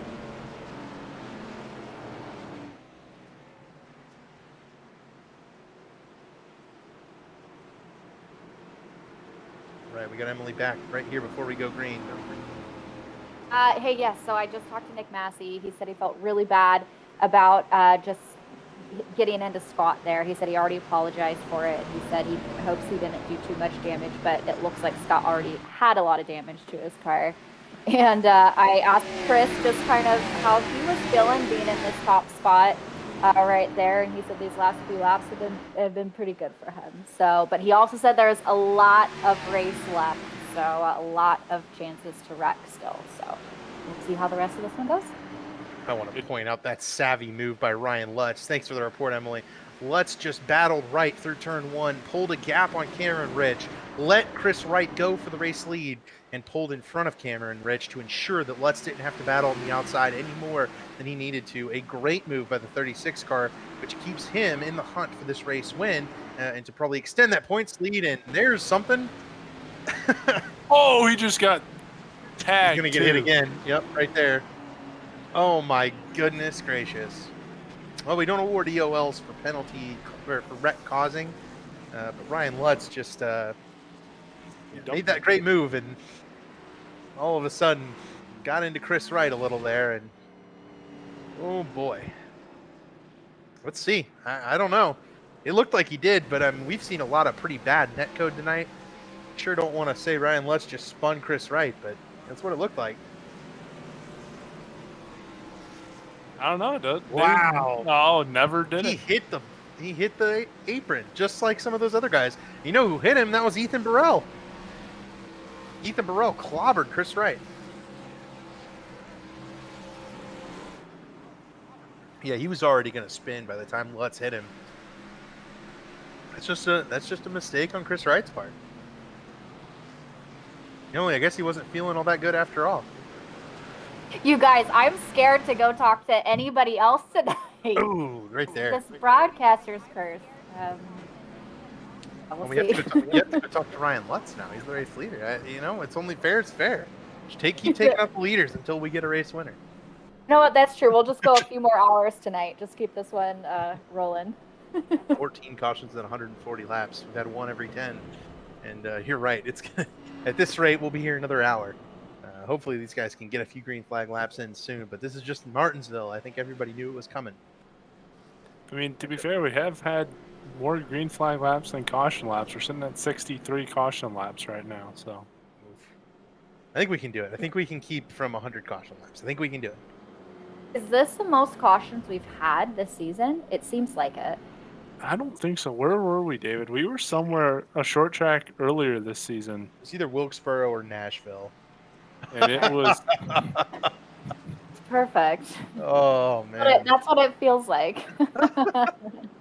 when that's us the broadcasters basking in the glow of the broadcasters curse right there. Yes. I think it was Wilkesboro, David. I think we had 20 cautions, didn't we? Yeah, Oh my I think goodness. so. Okay, but we're coming up on that. I mean, there's still a lot of race left, so we'll see. 20 cautions would keep us on that 1 caution per 10 laps streak that we've been on. So, oh my. All right, well, the running order shifts once again. Cameron Rich is 2nd, Jeff Green 3rd, Gerald Campbell 4th, Dylan Thomas 5th, Nick Massey 6th, Adams is 7th. Ethan Burrell stays out with that contact. He's going to be 8th. I wonder if that 37 car is going to be fast. Jared Mogard 9th, Tate Lytle 10th. Bunch of chasers again up in the top 10.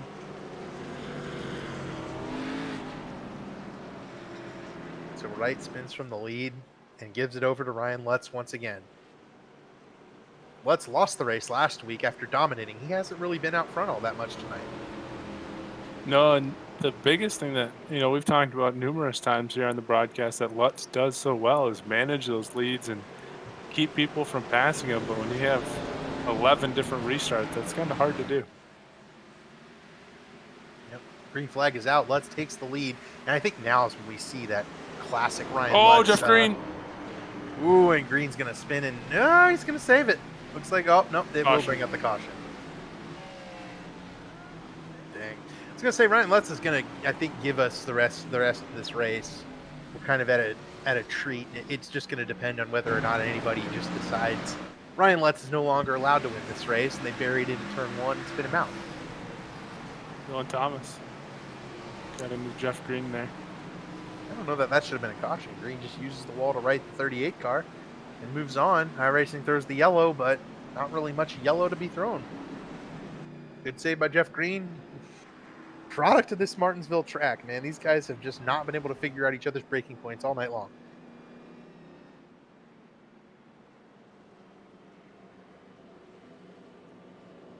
It's just extremely typical of every Martinsville race I've watched in my experience on iRacing.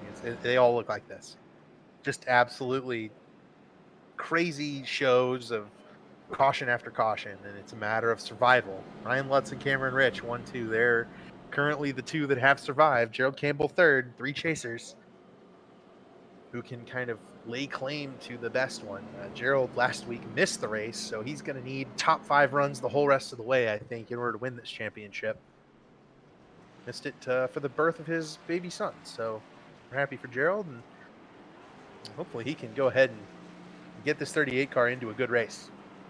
I think I'm okay to mention it because he's had about enough bad luck already tonight. But Thomas Sherman now into the top 10 in the 9th spot. Oh man. Well, how about that? Yeah, I want to mention some of these guys I'm afraid to at this point. Damian Leininger back to 15th, trying to come back after spinning on the backstretch. Ethan Barella's come back. He's up to 8th. Jared Mogard's been involved in a number of incidents tonight. He's in 7th. Josh Adams was the first caution. He's in 6th. Oh boy. Wait, David, I think I figured it out. We just got to list everybody. That's physically impossible. It's perfect. Just everyone in the field. Oh no. Carlos brought up the great point that it is Martinsville and we could have a track blocking incident. So you never know. Oh man. Chaotic night here at Martinsville. Carlos trying to get our the self-portrait of all the live broadcaster. This is the live broadcaster's view right here. Standing in front of the flag. Guys, I will say that I had one of the drivers specifically ask me to not mention how well he's doing because he doesn't want me to curse him. That's the first time that's happened tonight. Oh my. So David, do we start taking guesses to see who it is? Yeah, it's gotta be I'm Lutz, not gonna right? say. I'm not gonna say it. I can't. I give him my word. Gotta be Lutz, right? He's leading. He hasn't touched anybody all night except for when someone spun in front of him. Gotta be it, right? Surely. Getting ready to go back green here. Lutz and Cameron Rich 1-2. Gerald Campbell, Dylan Thomas 3-4. Nick Massey, Josh Adams 5-6.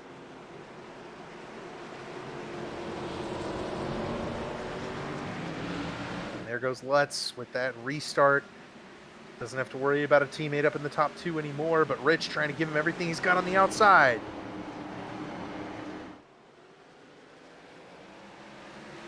Cameron Rich is giving Ryan Lutz as much of a battle as anybody has to these Apex-led racing drivers. Massey and Thomas just got into it. Everybody just giving each other no room all night long. It's been a slog. Guys bouncing off each other. I believe Nick Indelicato has made contact with somebody. Massey and Adams still side by side for 5th. Adams trying to take it on the outside. He might do it. They've been going at it for 2 laps now, side by side, since that restart. Yep. He's got there. it. Yep, Josh Adams with an incredible move around Nick Massey. Now here comes our teammates. Mogard looking to do the same thing. Not going to be able to get it. Yep. Tate Lytle back in the end of the top 10 here. And Ethan Burrell's now, I think, maybe seeing the results of that contact with Chris Wright. That 37 car does not look as good as it did before. Look at him getting pulled on these straightaways. There's some big damage under the hood of that 37. No choice now, though. You got to nurse it to the end. Francis around. Number 16. Ooh. Joe Francis. I was worried we were going to have a green flag run there. Unfortunately, that didn't happen. And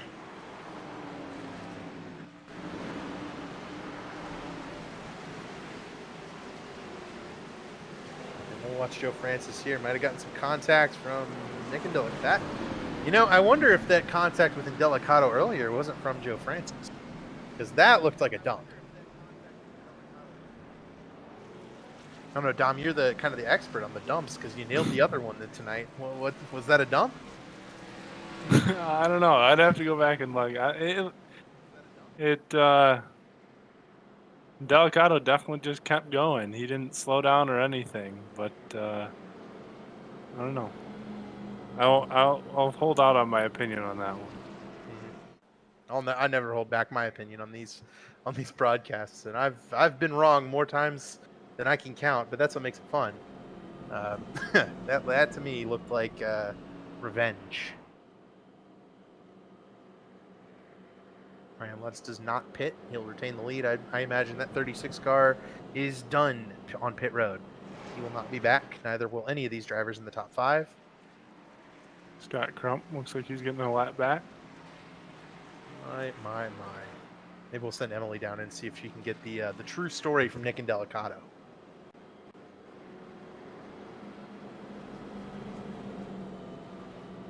This has been quite a race. Yeah, Ethan Burrell sent me a message and said big engine damage, and you could definitely tell. He's trying to just hang on and get as good a finish as he can, but 50 laps to go. I mean, I think he's going to get eaten alive unless the caution just keeps coming out. But that being said, could happen. It's going to help the man up on the point right now. One of your 2 top chase contenders having some damage and engine trouble, while your other one's sitting up here leading everybody around. Yeah, Ryan Lutz can take control of the playoffs with this race. Cameron Rich would, I think, move to second as things run right now. I think Lytle would probably be about third or fourth. Ethan may be fourth, but I think Ethan's going to have some more spots to fall before this race concludes. It's going to be very difficult for him to hang on. Like I said, unless we get a rash of yellows and guys wrecking out of the top 10. I mean, that's entirely possible.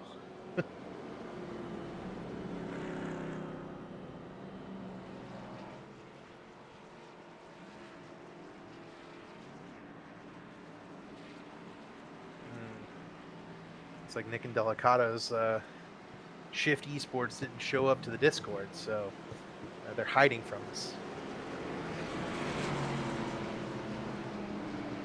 Does that make him guilty or non-guilty? Guilty. I'm always about the drivers being guilty. You gotta. It's in your hands a lot more than you think it is. We'll see. I think Joe Francis is actually in. No, Joe Francis isn't on either. So we have no idea. No, Joe Francis is in PRC Esports. Either way, Ryan Lutz is going back green. Another good restart by the 36 car. Cameron Rich has been able to stay awfully close to that 36 entering turn 1. Caution. Oh, there goes Matthew Bayuk. Playoff Francis driver. tagged him as well. Oh boy, 17. I think they heard our 20 comment, and now they're shooting to blow that out of the water. Right, they got to sort out the highest number of cautions in the race tonight. Clearly. Because we've now had 3 and within 10 laps. I think maybe Josh Clark got into Matthew Bayuk there.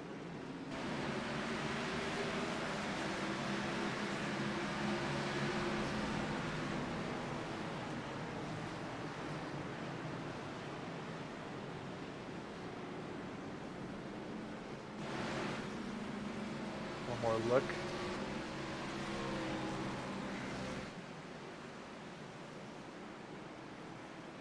Bayuk just, I think, out of it a little earlier than those behind him.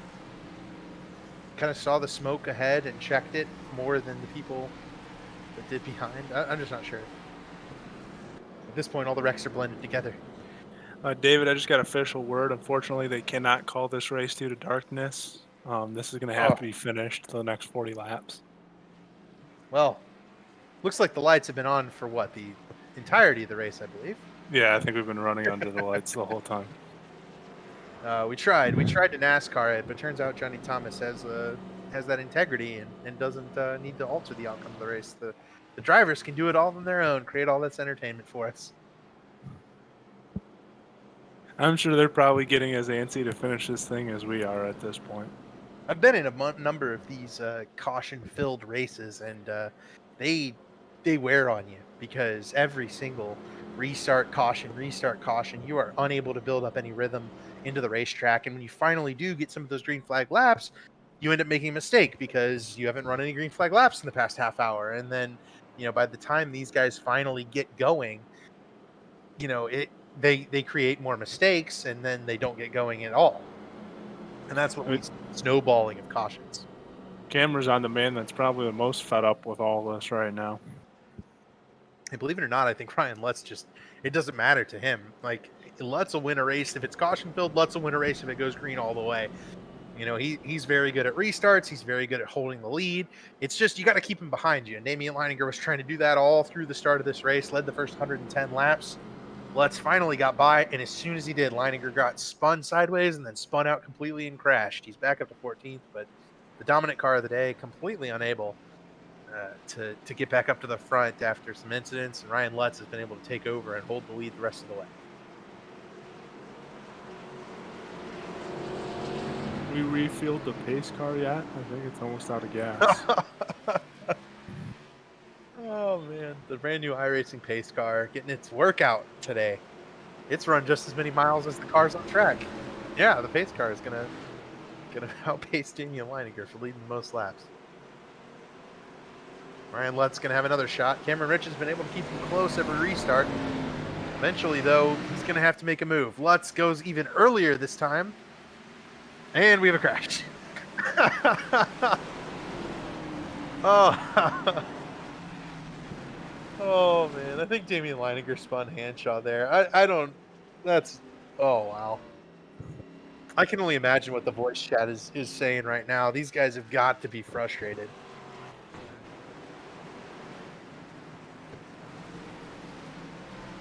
Let's see. Was it Brandon Scott? Was it Leininger?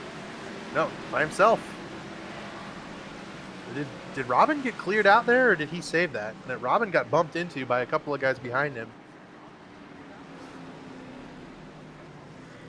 Shaw flips it back around. We're good to go. Watch this 26 car here on this.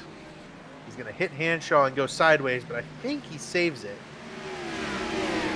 Right there. Yep.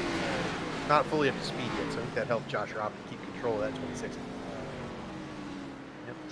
He switched flags without even reaching back to pick up the yellow flag. That was impressive.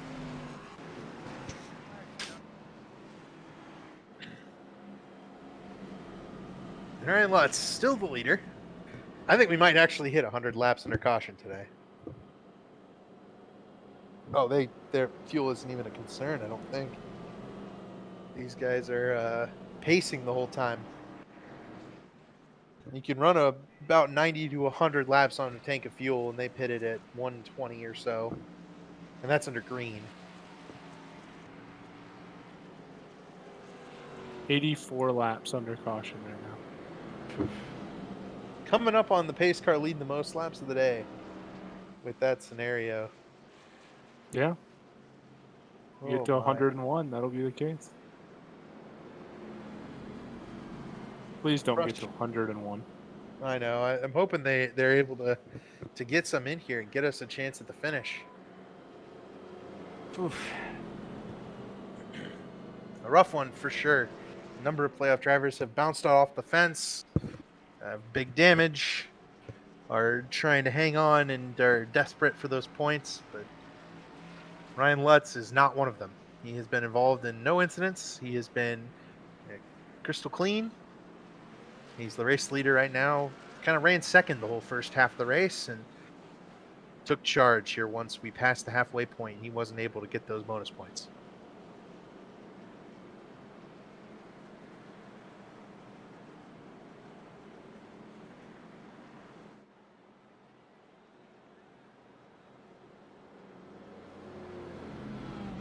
Ready. Maybe we'll try the bring the noise, and maybe we'll predict that they'll actually run a couple of green flag laps here.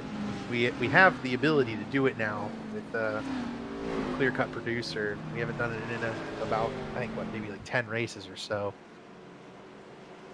Maybe we'll give it a shot here on this green flag and see if these guys can sort it out for a couple of laps.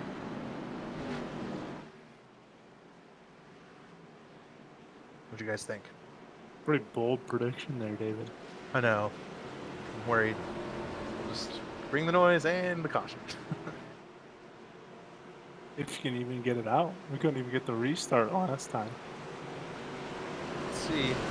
And let's goes green. Cameron Rich is sideways.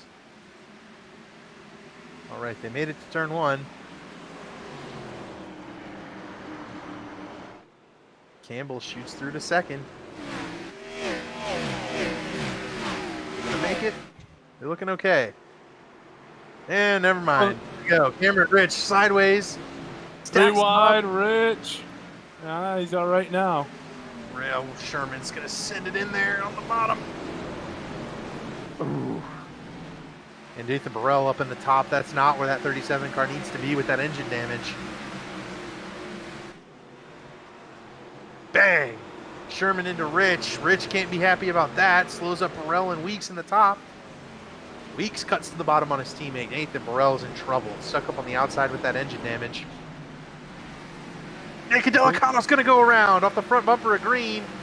Oh, pile up. Fella spins. Jordan Owens around. Caution again. 19. Oh, boy. The field does look considerably small. It's quickly dwindling, I would say. Quickly dwindling.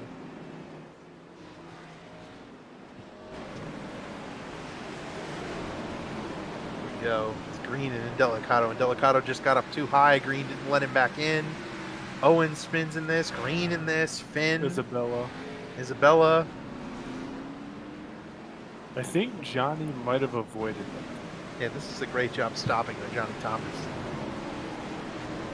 Just, man, Jeff Green got to let off the brake gas just a little bit there. Letting Delicato come back in. You're not going to make it past 3 wide. You'd think, you'd think he'd know that. The way this is going, Johnny could maybe just sit at the back and win this whole thing. Johnny hasn't really been pressing on it too much. I think he may be a little disappointed. Look at that. Great job slowing down by the 83 car. Picks it up around Vincent Isabella and drives on.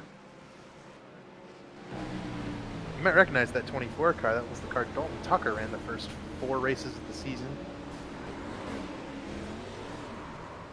Vincent is taking control of that. Dalton had some good finishes too in that 24 car. Yeah, it kind of disappeared after he had a couple of bad runs, and we never saw him again. I don't know what happened. But went from being a championship contender to now it's Vincent Isabella out there, and I know Vincent's been a bit of a ping pong ball tonight. Hasn't really had any luck.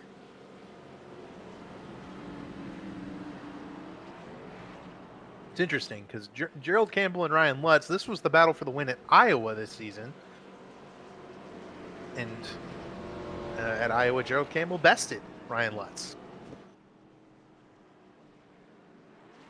Carlos, what is our pit cycles looking like here?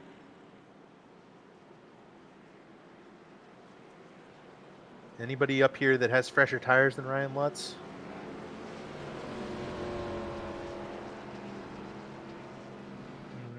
No, looks like everybody's got fresh tires. I think everybody's got the same set of tires in the top 10. Freshest tires might be Josh Clark back in 14th. Yep. Weeks in 12th, maybe.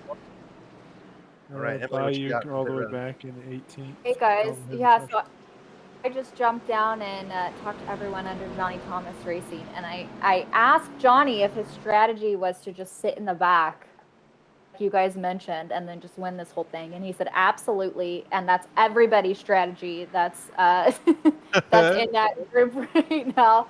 So I told them, I said, I feel bad for all of you guys that are on East Coast time because I'm West Coast time, so this one isn't dragging on too long for me, but for all of you East Coasters, and yeah, they just said like they're having a good time, it seems like, but we'll see. You know, there's still, 24 laps to go, and the way this one's going, we're going to have a few more cautions here tonight. I think I counted 17 cars left on track. And Ryan Lutz is chief among those. He will get the green flag. Gerald Campbell going to try to chop the nose of Josh Adams here, not let that 95 car get inside. Gerald trying to keep Ryan Lutz as close as possible. if this race goes green at all. But Campbell struggled off the corner. Lutz got a great run. And everyone side by side from fourth on back. Massey trying to take it over Mogard. Into the wall went Matthew Weeks. Back in the field.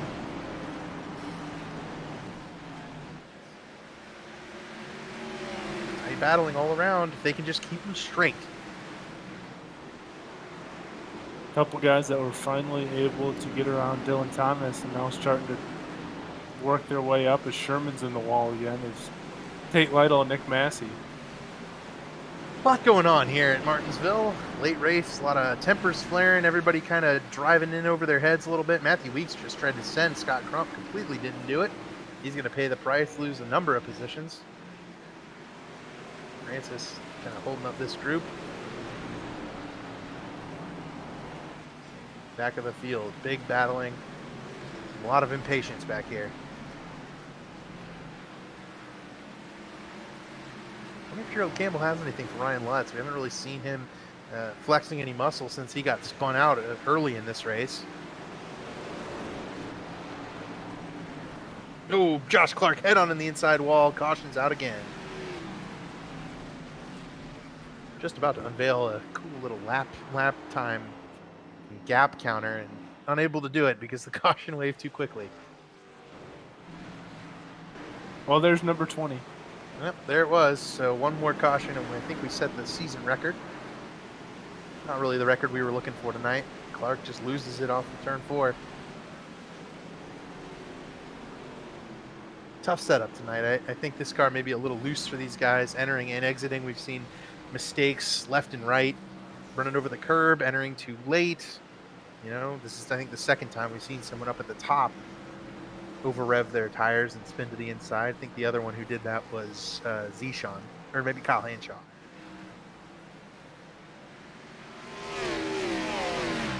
It's just starting to look like they were going to actually battle it out to the finish there, but one more incident, stack them up once again.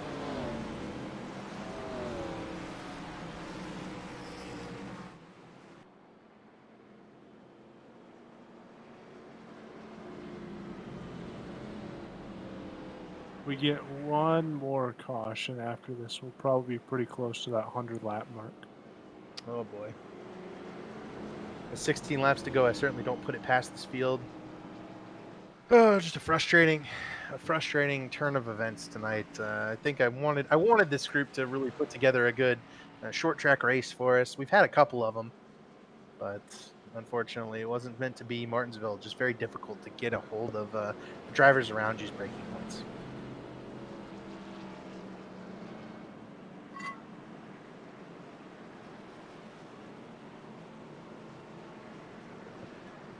How long? Oh man. So we've just been informed that there is a darkness limit on this race. 25 more minutes for the server. This thing was not supposed to run this late. So the thing will end automatically here in about 20 to 25 minutes. So 15 more laps. They ought to be able to do that in 5 or 6 minutes, but unfortunately the cautions have bred cautions, and if we have 2 or 3 more with the green-white checkered, could bump up against that time limit and get the winner called early.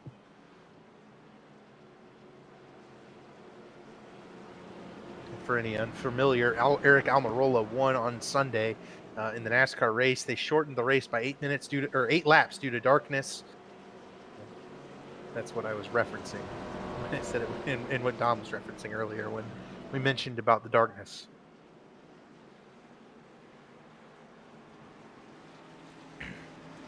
Quickly flying through the field here. Ethan Burrell's managed to hold on to 12th with that engine damage, and I wonder if he'll be able to hold that or lose any more spots going back. Now it's getting into like fresh tired race cars, so.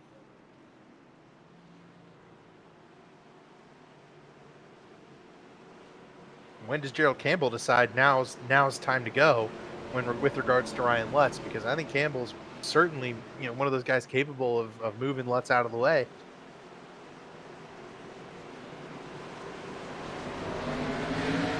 Lutz goes.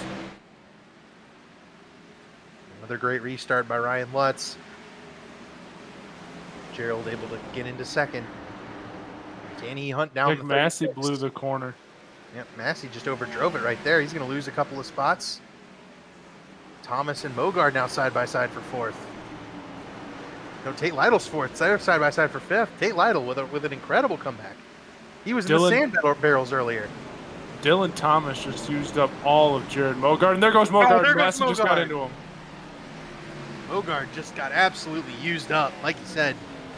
First by Thomas, and then I think it was Leininger. It was either Leininger or Massey that just kind of drove in there and doored him up the track. It just seems like these Infinity cars can't be contained when that happens. Oh, Mogard hit Massey. That might be why. Massey's the one that gets him around. Yep. Yep, I think that's an immediate payback. It was about half a lap earlier where Dylan Thomas took that 00 car 3 lanes up the track straight into the outside wall. Mm-hmm. And that's what I saw. I think Massey has had enough of Mogard. Mogard bounced off of him there. Well, and that was Carlos, can we see this from the restart with an eye on Massey? Yeah, all the way from the restart. Because I think it might have started on the restart. Mogard took it pretty wide. And that's what I'm saying. When Thomas took Mogard all the way to the wall, that's Mogard coming back down the track and getting into Massey. Yep, let's check it out. Massey goes in. No, yeah, he did miss the corner there, and that's all good. Now Thomas uses all this next corner right here. Thomas is going to push Mogard all the way up the track. Right. Maybe it's the next corner. Oh, I don't know.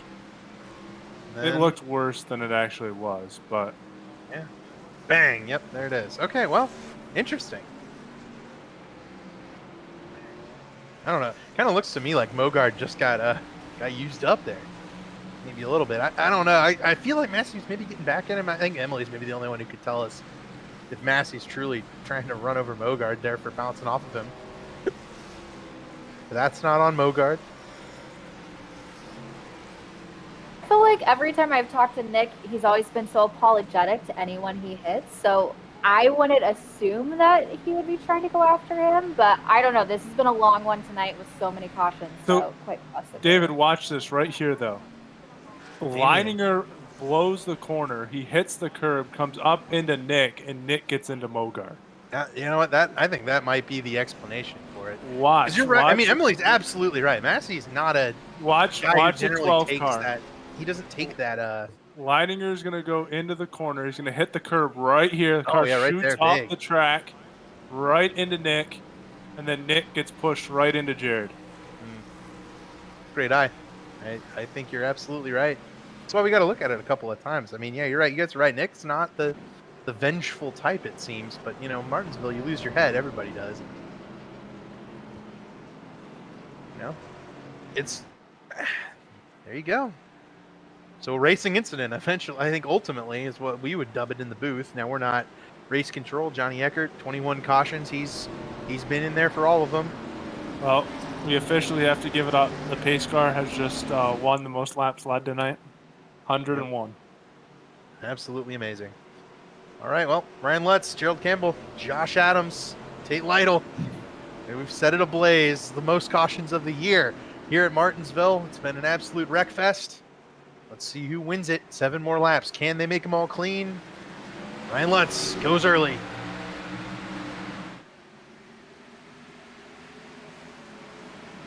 And they're crashing behind. Oh, no. Cameron Rich trying to get under Tate Lytle. Lytle and Adams side by side. Caution is out, number 22. Caution.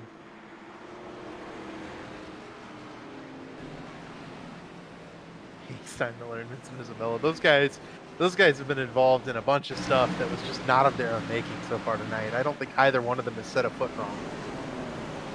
Might be up until here, but we'll see. Yep. Vincent turns Hank. Oh man. And then Wright gets Hank again, and Vincent spins himself. Ugh. Those two had really been victims of every incident until just there.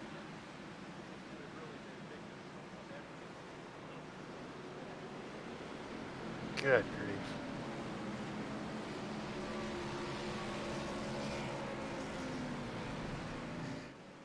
Oh,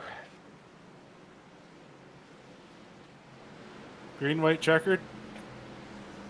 I think it is going to be. Michael Goodman gets some damage in this. Vincent goes to the Tate Lytle route of spinning to that inside. Vincent just sent. Yep. Vincent just sent a message to Hank telling him he was sorry. He thought he was going to stay high. So, as expected, a couple of friends hashing that one out quickly. Neither of them having a particularly good night. It just goes from bad to worse for both. I don't think anyone's really had that good of a night other than the front two right now. And Elmo. Elmo's had a good night.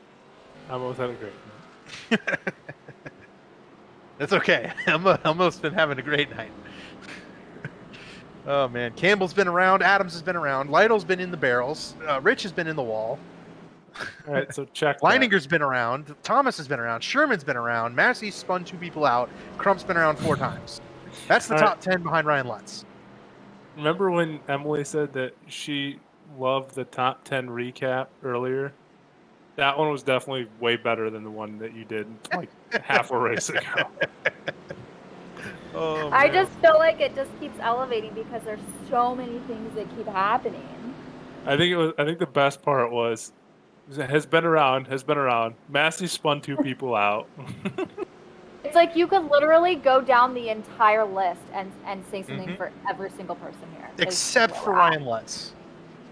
And there we Is go. that the broadcaster's curse, Dave? That's on you. That's all on I you. told Ryan Lutz before the race I was picking him to jinx him. And you know what? He hasn't done anything wrong. He hasn't set a foot wrong all day. I'm confident. I'm confident that Lutz isn't getting broadcaster cursed right now. He's not going to get spun out by Gerald or Josh. It's all Lutz tonight, man. I'm going bold. So obviously, by Emily's response, it's Brian that's paying her to keep her mouth shut. It isn't. It isn't. Mm. I take zero responsibility for that one. Ryan Lutz, Gerald Campbell. Gerald trying to keep Ryan Lutz close to him. And top 5 playoff contenders. Also Nick Massey in the top 10 as a playoff driver. 3 laps to go. Green, white, checkered. Ryan Lutz goes. Gerald's going to have to get on his horse to get up to Ryan Lutz. He just gets He such shot a the good. wall again off the restart. He just gets such a good launch on those restarts. Gerald's going to have to do it quickly. Time is winding down. There's 2 laps to go. Gerald's got 2 times to get it done. Ryan Lutz all alone up front, side by side for third on back. White flag is out. White flag. We will end this one here tonight. Gerald Campbell's got close to the back bumper of Lutz. He's going to have to send it in there and move him. Dylan Thomas spins into Nick Massey. Oh, and Ethan Burrell nowhere to go. He'll lose a ton of spots late. It's going to be Ryan Lutz off turn 4. He'll capture the win at Martinsville. First 5 drivers playoff contenders, and after that, it's anybody's guess. This race ended exactly how it should have, with guys just going backwards across the line, crashing it into turn 1. A chaotic mess tonight at Martinsville. Ryan Lutz comes out on top. I was going to say we could have had a parking lot and it wouldn't have mattered. Well, we got about halfway there. Oh my. Team Apex Sim Racing wins themselves another race. Ryan Lutz has been very good on the short tracks this season, and his teammates moving to the front stretch to celebrate with him. Emily gets to interview Ryan Lutz. All right, Emily, who are you not mentioning due to them being up front? Who'd you promise? I was not mentioning Josh Adams, which I think worked out very well for him because when I talked to him, he was like in 20th or something. And he said, please do not mention me anymore tonight. And I didn't, and he ended up third. So I think I should get a little bit of credit for that.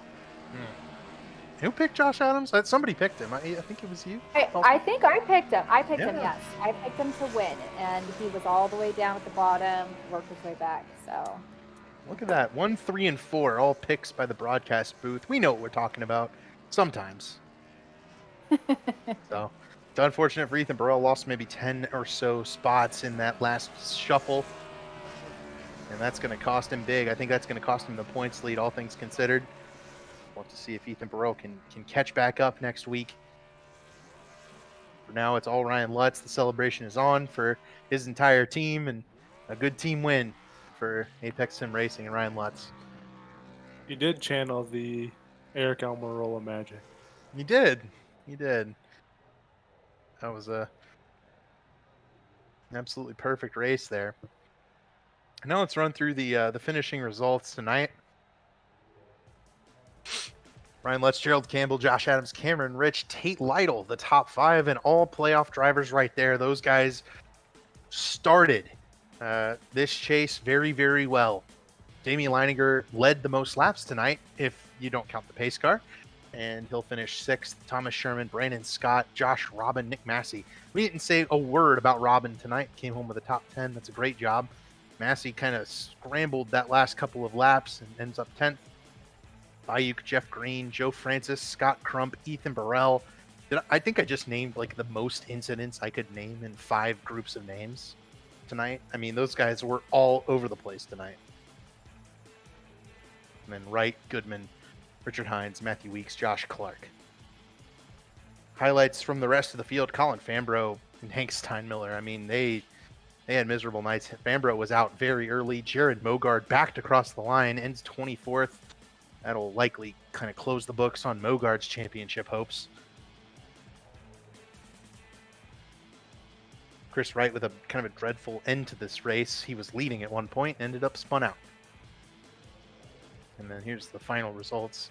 Another guy we can close the book on a championship run, James Heater. He'll not be winning the championship this year either. Dylan Thomas ended up 29th after spinning in the last lap.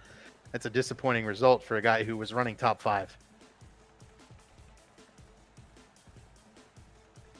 So now I think we can send it to Emily and have her take care of the interviews here, and then we'll finally be done for the night. Yeah, it looks like I'm waiting on Josh Adams to come up into the waiting room, but I'm going to pull Gerald up and see if we can chat with him, who finished second tonight. Gerald, do you have a copy? I got a copy. Hello. Hello. Well, first of all, I need to say a big congratulations to you. Missed last week, which we were bummed about, but it was a very good reason. Oh yeah, I got a win last week. It just was in life, but yeah, I was trying to get back-to-back wins, I guess you would say, for myself.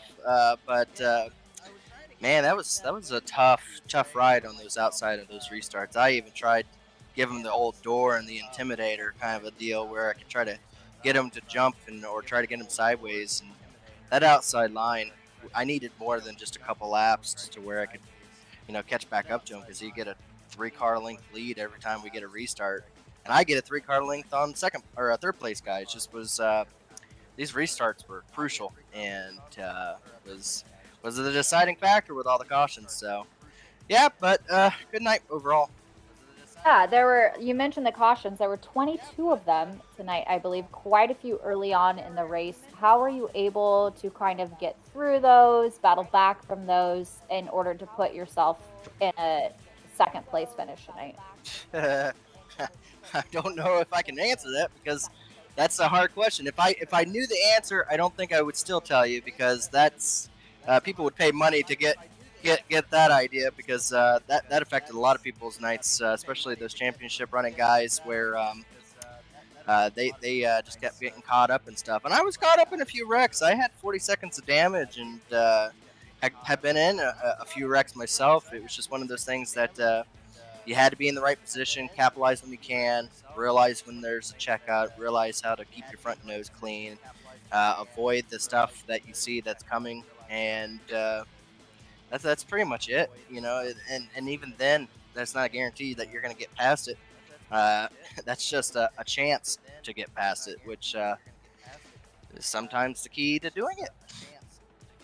Well, you missed last week's race, so you knew you needed a good race tonight. Finish second. What kind of confidence does that give you for the remaining races here in the chase? Oh, I've always got confidence for days. I'm not worried about that. Just, I got a kid now. And regardless of what the season goes through, I'm just thankful that my wife even lets me on here while she's watching the child right now. So regardless, I'm gonna, it doesn't matter if I do have a damaged car. It doesn't matter if there are faster guys around me, and it doesn't matter if these guys think that I need to move out of the way. I'm just thankful to be here. So they have more to lose than I do. So. That's how I'm going to go into every single race.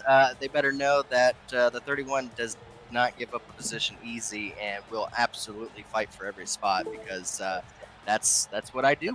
That's what I'm going to go do. And get a couple more wins. I doubt that I can make up that deficit, but I don't mind that, to be honest with you.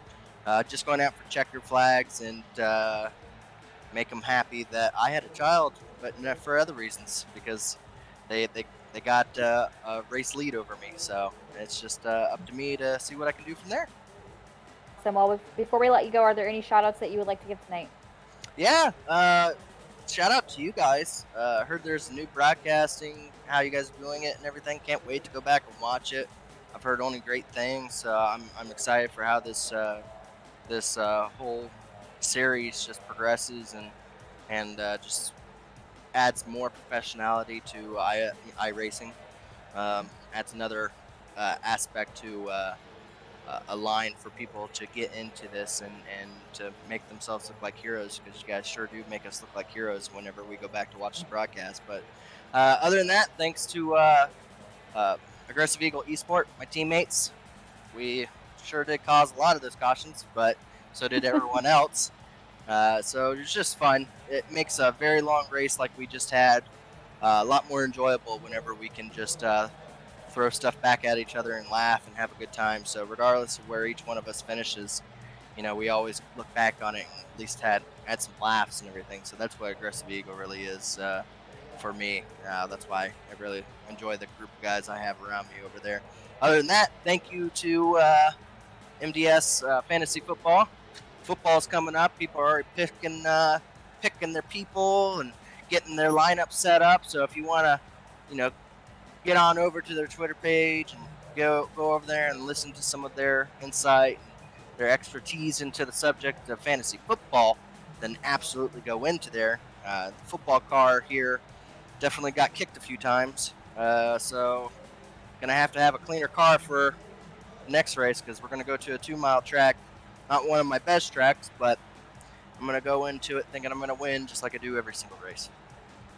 I love it. Well, I want to give a shout out to your wife, and also, what's your son's name? Clay James Campbell. Love it. Yeah. Thanks. Go ahead. Everyone should remember that name. I have a feeling that he's going to be a better driver than his father is. So. I love that so much. Well, congratulations again, and thanks so much for the time tonight, Gerald. All right, I appreciate it. Thank you, guys.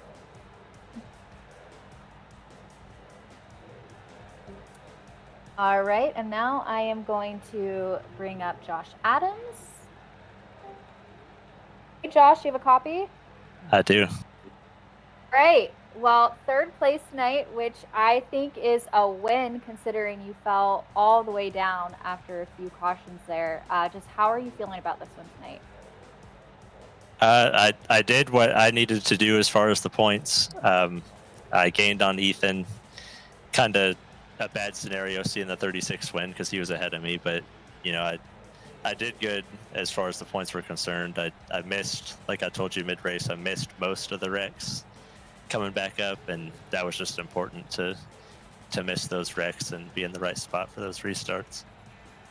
We had quite a few cautions tonight, 22, I believe. What was your kind of take on how those happened? Was it something that you felt like drivers were maybe driving too aggressive? Did you think it was just kind of a mixture of some mistakes out there? What was your kind of take on that? Yeah, I mean, at the end of the day, it's Martinsville, short track racing, that kind of stuff is going to happen. But we can't make that excuse we can't just make that excuse. Tonight's performance was 100% on the drivers. As a group, we're better than that. We should be able to run these races and keep them probably around 10.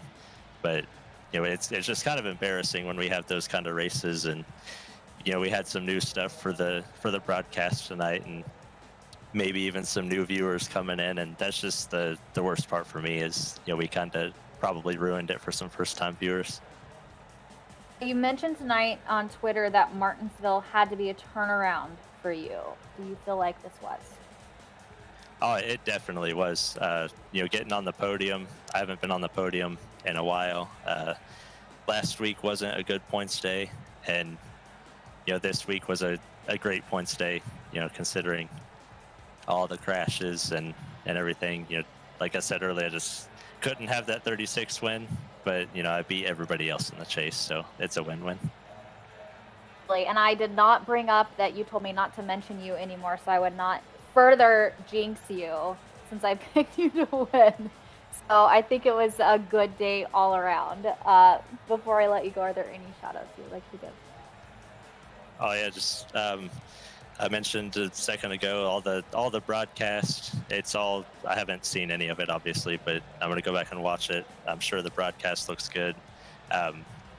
Brantley at Harpoon Designs, he made some good stuff for that, and Johnny for putting the league on. Everybody for all the competitors for racing. It wasn't a good race tonight, but just we'll go on to the next one, and next week should be a lot better as far as the wrecks are concerned. Definitely. Are there going to be any bets on cautions next week? I mean, there might be, but that'd be an easy one to win because we could easily run that race caution free. You may not believe us after tonight, but Auto Club can get spread out pretty quick. Well, we will definitely wait and see. Thanks so much for the time tonight, Josh, and congratulations on coming in third. Yep, thank you.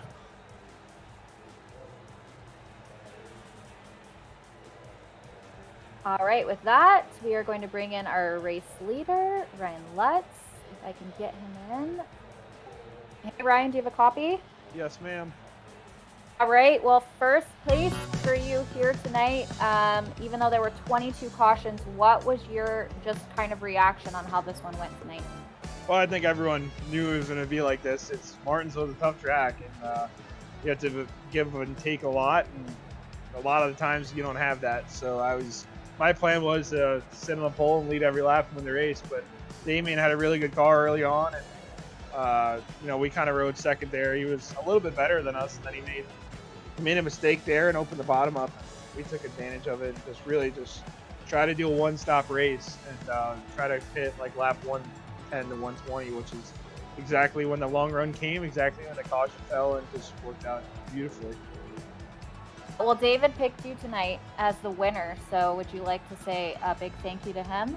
Yeah, he's the only smart one in the group. I mean, it's a short track.